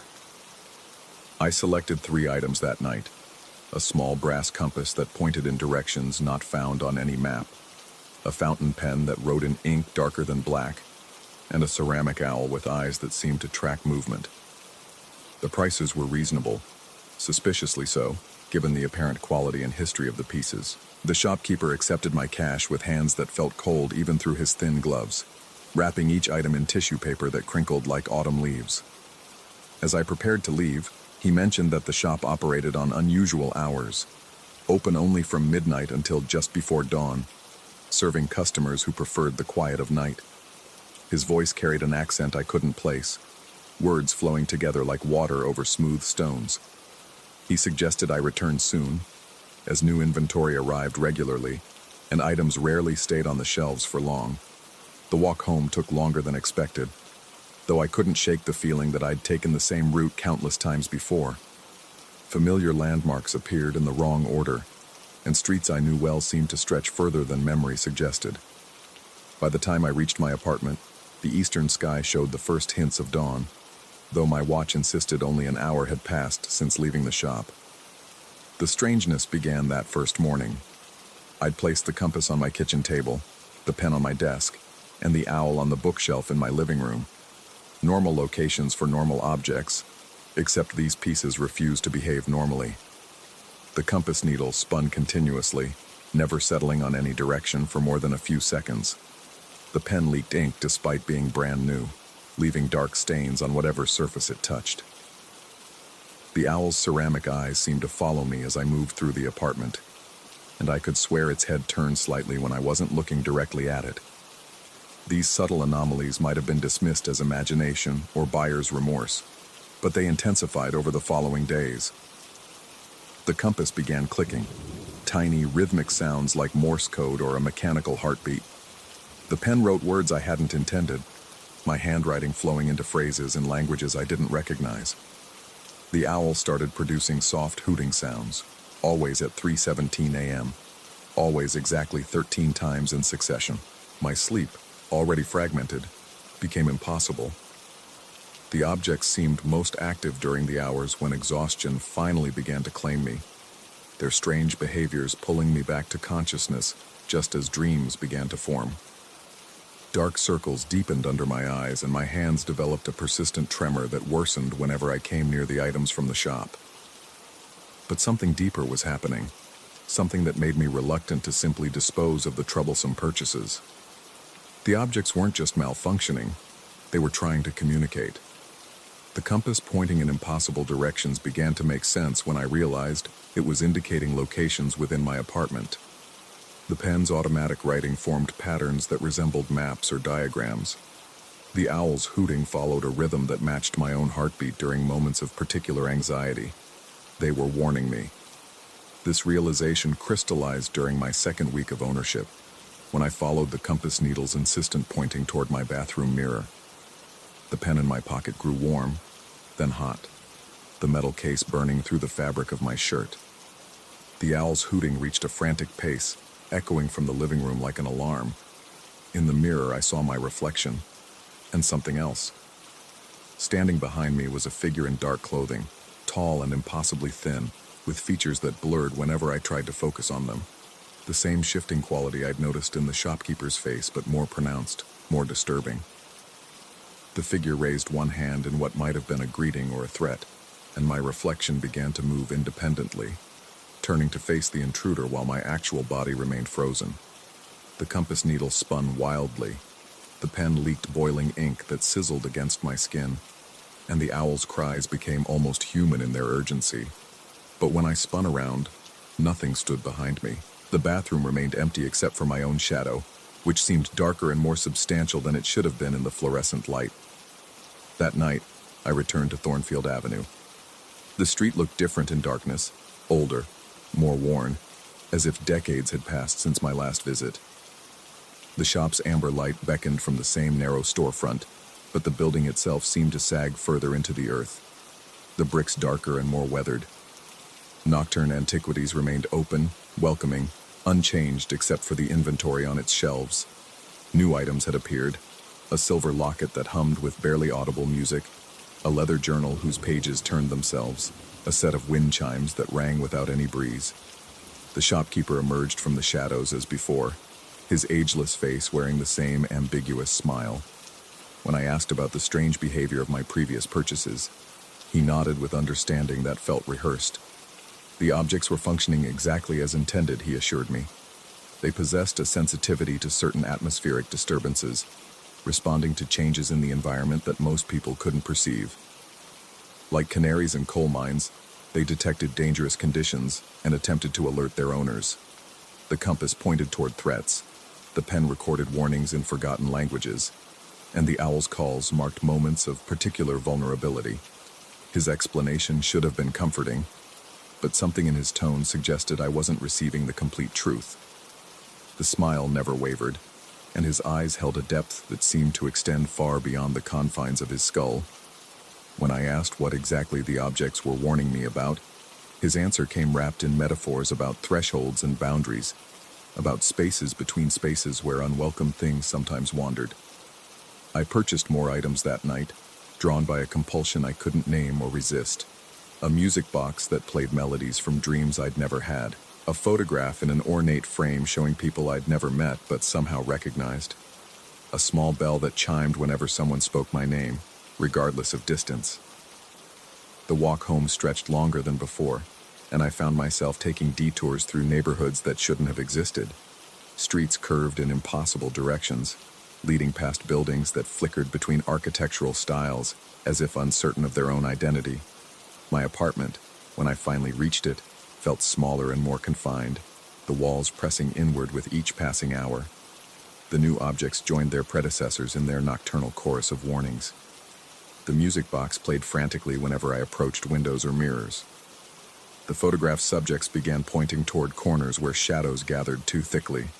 The bell rang constantly, a steady chiming that suggested my name was being spoken by countless voices in places I couldn't see. Sleep became a distant memory. Food lost all taste and texture, existing only as necessary fuel for a body that felt increasingly disconnected from my consciousness. The tremor in my hands worsened, spreading up my arms and into my shoulders, until even simple tasks became exercises in coordination and will. But the object's warnings grew more urgent, more specific. They'd identified the source of the threat they'd been detecting, the thing that had been stalking the edges of my perception, growing stronger with each passing night. The figure in the mirror hadn't been a hallucination or a trick of exhausted vision. Something had indeed been following me, studying me, waiting for the right moment to make its presence fully known. The realization came with a clarity that cut through weeks of confusion and mounting terror. The shopkeeper hadn't been selling me protective talismans or early warning systems. He'd been marking me, tagging me with items that broadcast my location and vulnerability to things that hunted in spaces between the visible world and whatever lay beyond it.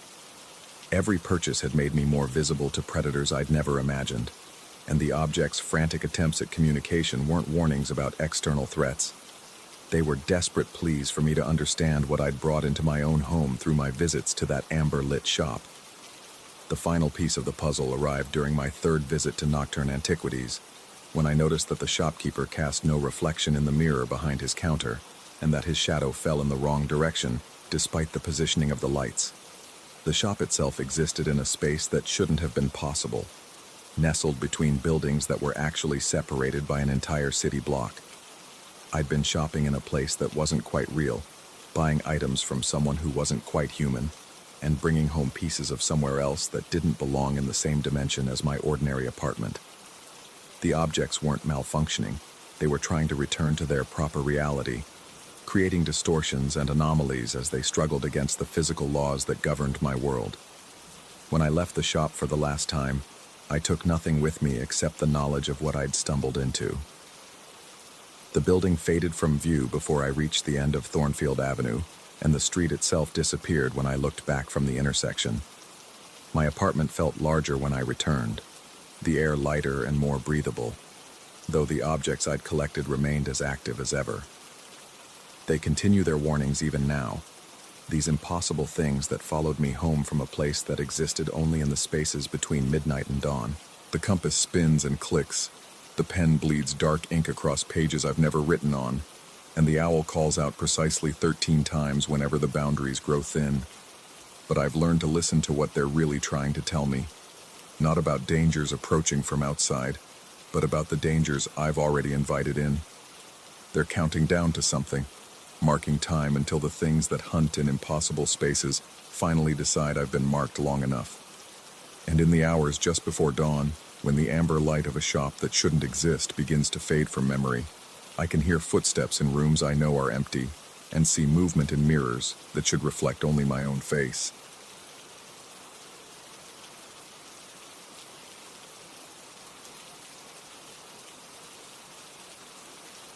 Story 15.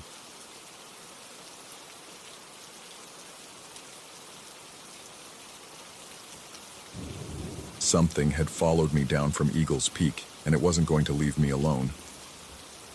The realization crept into my consciousness 3 days after the accident, settling like ice water in my veins as I stood in my kitchen at 2:47 a.m., staring at the coffee mug that had somehow moved 6 inches to the left while I'd been in the bathroom.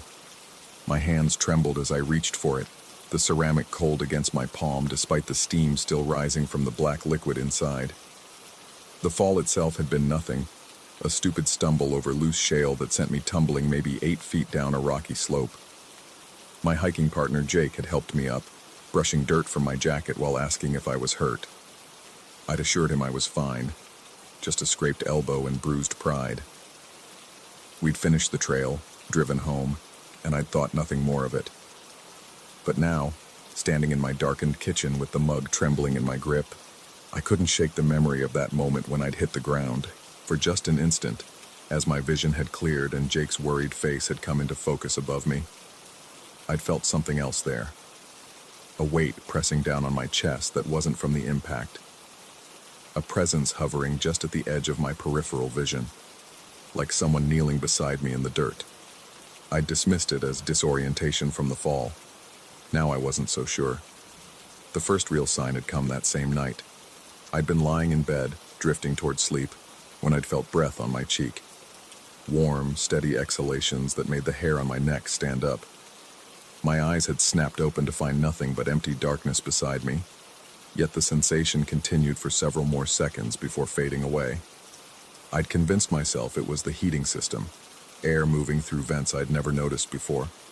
But the next morning, I'd checked every vent in the bedroom. None of them pointed toward my pillow. The footsteps started on the second day. Soft at first, barely audible above the normal settling sounds of my house.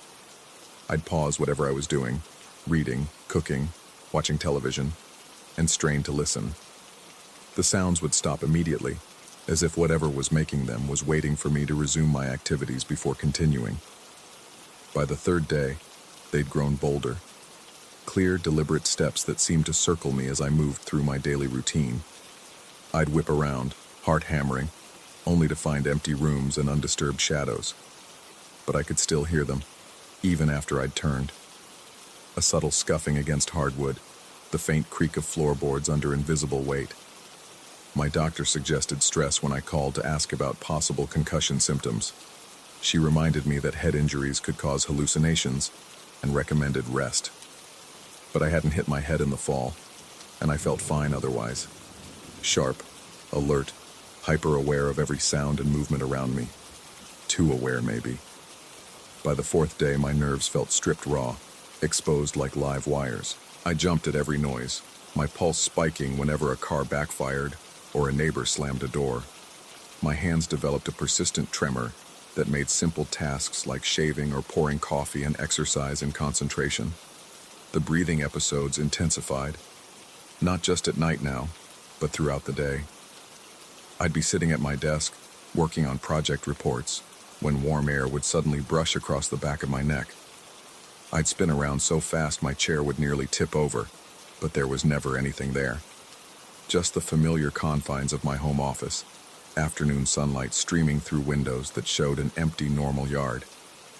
But the air would still be moving, stirring papers on my desk with impossible precision, as if something was leaning over my shoulder, reading along with me.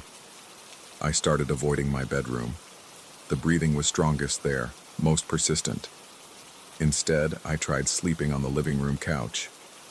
But it followed me. Whatever it was seemed unconcerned with physical boundaries. It would hover beside the couch, its presence so tangible, I could almost feel the depression it should have made in the cushions. My appetite disappeared. Food tasted like cardboard, sitting heavy in my stomach while anxiety churned beneath it. I lost 12 pounds in a week, my clothes hanging loose on a frame that felt increasingly fragile. When I looked in the mirror, my eyes appeared sunken, surrounded by dark circles that makeup couldn't hide. Sleep became a luxury I couldn't afford. Every time I closed my eyes, the presence drew closer. I could feel it settling beside me, matching its breathing to mine until I couldn't tell where my exhalations ended and its began. Sometimes I'd wake, gasping, convinced that something had been covering my mouth and nose, only to find myself alone in bed with the taste of stale air coating my tongue. Work became impossible. My colleagues noticed my deteriorating appearance, asking if I was feeling well, suggesting I take sick leave. I couldn't explain that I wasn't sick in any conventional sense. How could I tell them that something invisible was slowly consuming my space, my peace, my very sense of self? The turning point came during my second week of torment. I was in the shower, hot water streaming down my back, when I felt hands touch my shoulders. Not the suggestion of hands, not the memory of touch, actual physical contact. Fingers pressed against my skin with enough pressure to leave brief white marks when they lifted. I scrambled out of the shower so fast I nearly fell, water streaming across the bathroom floor as I grabbed a towel. My reflection in the steamy mirror showed a man on the edge of collapse, hollow-eyed, trembling, all sharp angles and pale skin. But behind me, just visible in the condensation on the glass, were the faint outlines of footprints that weren't mine. That night, I didn't even pretend to try sleeping. I sat in my living room with every light blazing, drinking coffee and watching the shadows for movement. The presence was there, patient and persistent. I could feel it circling, testing boundaries, growing stronger with each passing hour. As dawn approached, exhaustion made my vision blur and my thoughts scatter. In that vulnerable state, something changed.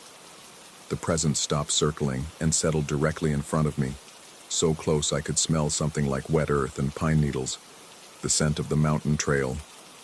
For the first time since the ordeal began, I felt a flash of anger cut through my fear. This thing, whatever it was, had invaded my home, stolen my peace, turned my life into a waking nightmare. I stood up abruptly, knocking over my coffee mug. "What do you want?" I demanded aloud, my voice hoarse from disuse. The response came not as words, but as images flooding my mind. I saw myself falling on the trail again, but from a different perspective. I was looking down at my own body sprawled on the rocks, watching Jake rush to help me. But there was something else there too, a figure kneeling beside my fallen form, translucent and shimmering like heat distortion. The entity had been dying, I understood suddenly. Some kind of spirit or consciousness tied to that specific place on the mountain, growing weaker with each passing year as fewer people visited the remote trail. When I'd fallen, when my defenses had been lowered by shock and disorientation, it had seen an opportunity. It wanted to live again, not just exist as a fading presence haunting empty mountainsides, but experience the world through flesh and blood and beating heart. It needed a host, someone to merge with, to become real through. The knowledge hit me like ice water, but with it came something unexpected: pity. This wasn't malicious haunting, but desperate survival. The entity was as frightened as I was, clinging to the only chance it had found in decades to continue existing. But understanding didn't make me more willing to surrender my identity. If anything, it strengthened my resolve. I might feel sorry for this dying spirit, but I wasn't about to sacrifice my own existence to save it. I closed my eyes and focused on every detail that made me who I was. My memories, my relationships, my goals and fears and dreams. I thought about Jake's worried face after my fall, about the hiking trips we'd planned for next summer. I remembered my sister's laugh, my mother's voice, the smell of my grandmother's kitchen. The presence pressed closer, trying to seep into those memories, to make them its own. But I held firm, building walls around my consciousness brick by brick. Each cherished moment, each personal experience became a barrier the entity couldn't cross. Hours passed. The struggle was exhausting, like trying to hold my breath underwater while something pushed me deeper. But gradually, I felt the presence weaken. Without my willing cooperation, it couldn't complete the merger. It needed invitation, not just proximity. As the sun rose fully, painting my living room in golden light, the entity began to withdraw. Not disappearing entirely, but pulling back like a tide receding from shore. I could still sense it hovering at the edges of my perception, but the immediate threat had passed. I didn't return to Eagle's Peak, though Jake suggested it several times over the following months.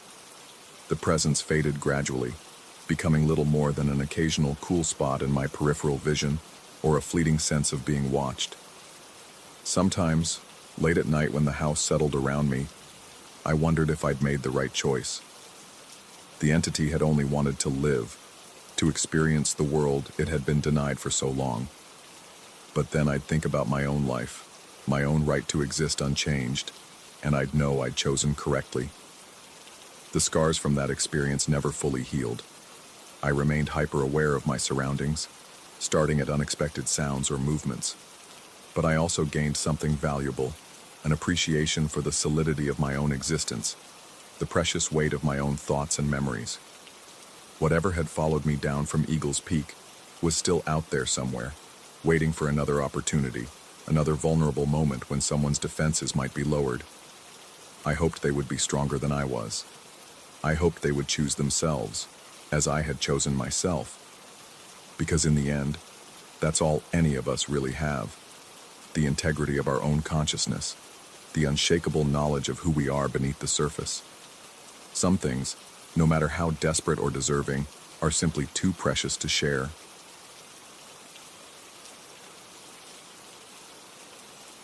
Story 16.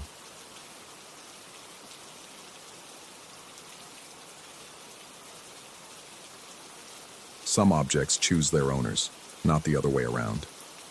I learned this truth in the most unsettling way possible, in a place that shouldn't have existed, from a man whose eyes held secrets that predated human understanding. The back roads of rural Pennsylvania had always been my escape route from the suffocating routine of city life. That particular October afternoon, with autumn's dying breath painting the landscape in shades of rust and decay, I found myself driving deeper into countryside that seemed to grow more isolated with each passing mile. The GPS signal had died an hour earlier, leaving me to navigate by instinct through a maze of narrow roads that twisted between skeletal trees and abandoned farmhouses. It was then that I spotted the alley, if it could even be called that. A gap between two crumbling brick buildings, so narrow that I almost missed it entirely. Something compelled me to stop, to investigate. The sensation was magnetic, irresistible, like a whisper in a language I didn't recognize but somehow understood. I parked and approached on foot, my breath forming small clouds in the crisp air.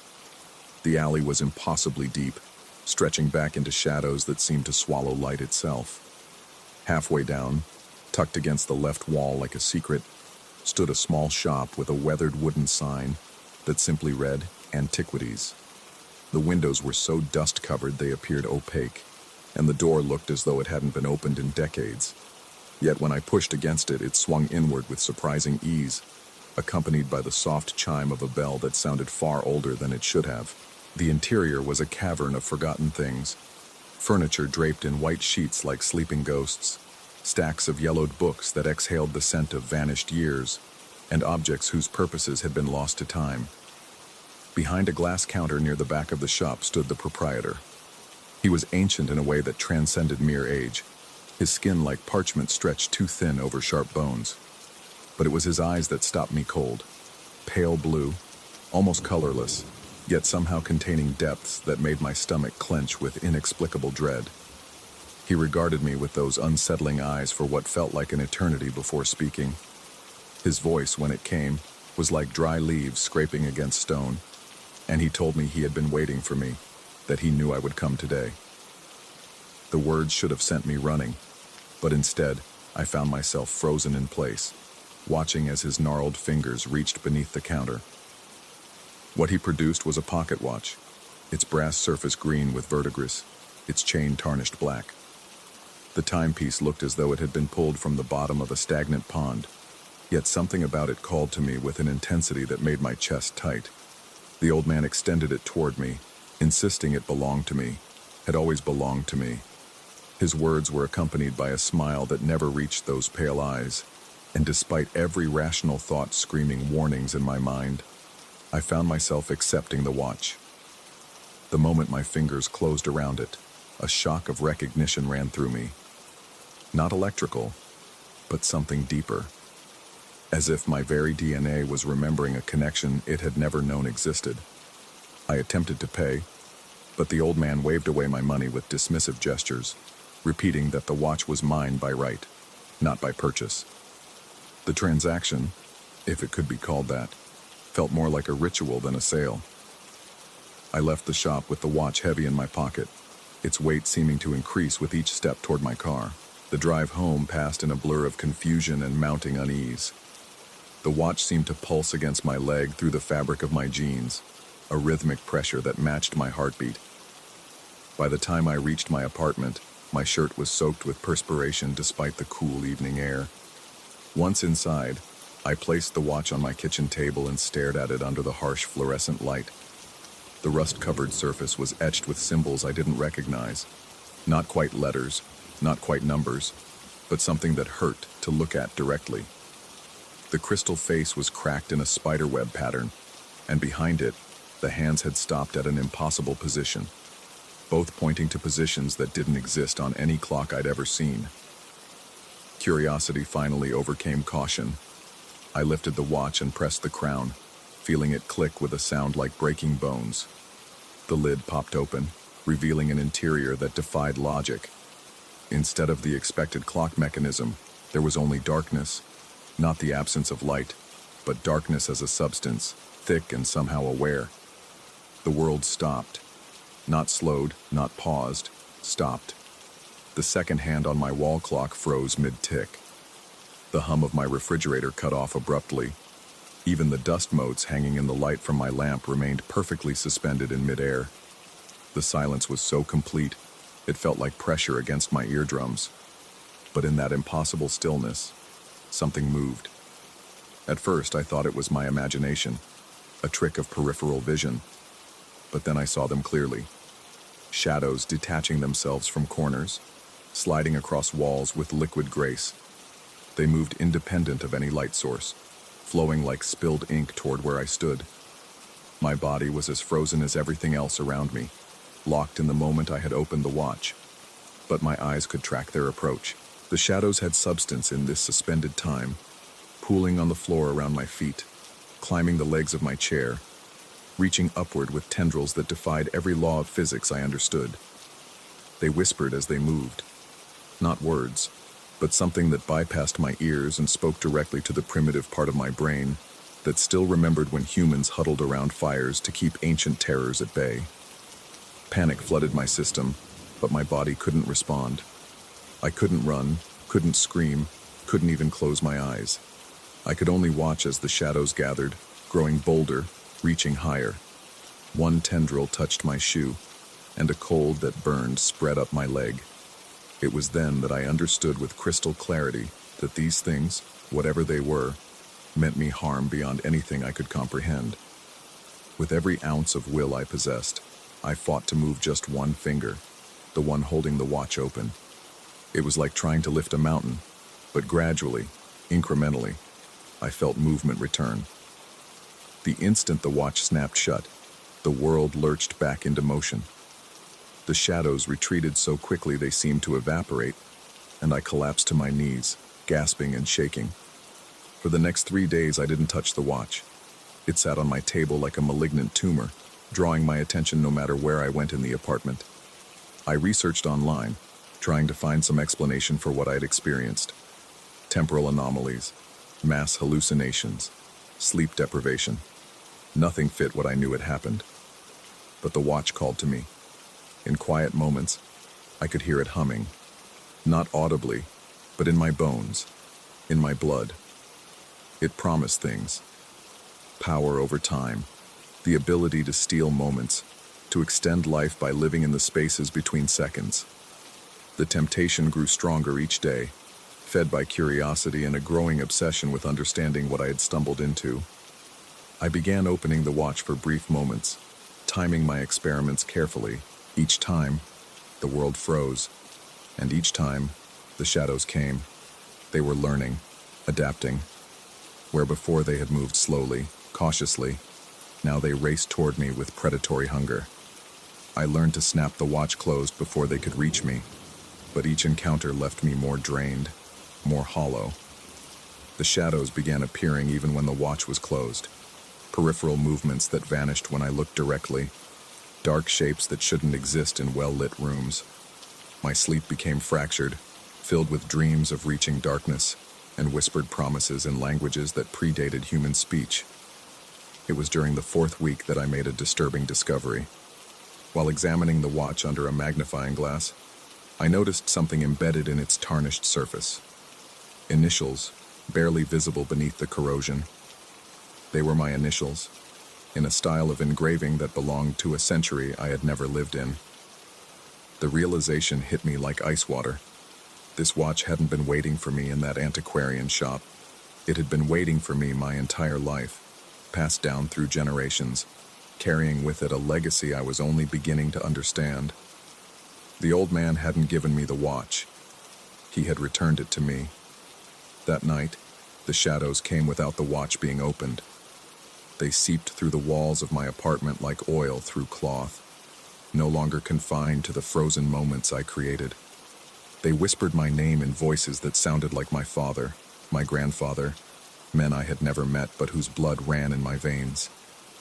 They spoke of a bargain made long ago, of time borrowed that must be repaid, of a debt that passed from father to son like a curse. I understood then that I was not the watch's owner. I was its prisoner.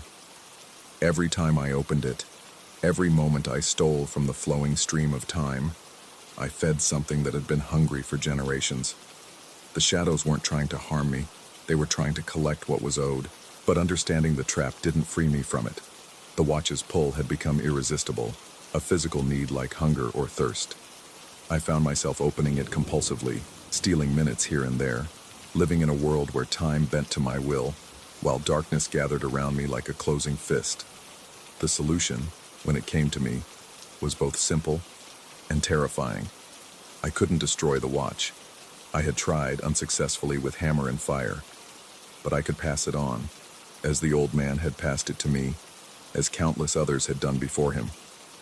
I began driving the back roads again, searching for the narrow alley that had started everything. It took weeks to find, and when I did, the antiquarian shop looked exactly as it had before, down to the dust on the windows and the musty scent inside. The old man was gone. Behind the counter stood a middle-aged woman with tired eyes and knowing smile. She looked at me as I approached, at the watch in my trembling hand, and nodded as if she had been expecting me. She told me she understood, that her time behind the counter was ending, that someone new would come soon, someone the watch would recognize, someone whose blood carried the right combination of desperation and curiosity. The cycle would continue, as it always had. I left the watch on the counter and walked away, feeling lighter with each step. But as I reached the door, I heard the woman call out behind me, her voice carrying the same dry leaves quality as the old man's. She said the watch would find its way back to me eventually. It always did. The bloodline carried the debt, and time always collected what was owed. I didn't look back as I left the shop, but I could feel her eyes on me until I reached my car. That was 3 months ago. I've moved twice since then, changed my phone number, tried to disappear into the anonymity of modern life. But sometimes, in the quiet hours before dawn, I hear the whisper of moving shadows and the distant ticking of a watch that shouldn't exist. And I know with the certainty of inherited curse that my time as a free man is running out. The bloodline remembers. Time always collects its debts. And somewhere, in a narrow alley that appears on no map, a rusted pocket watch waits patiently for its next keeper to find their way home.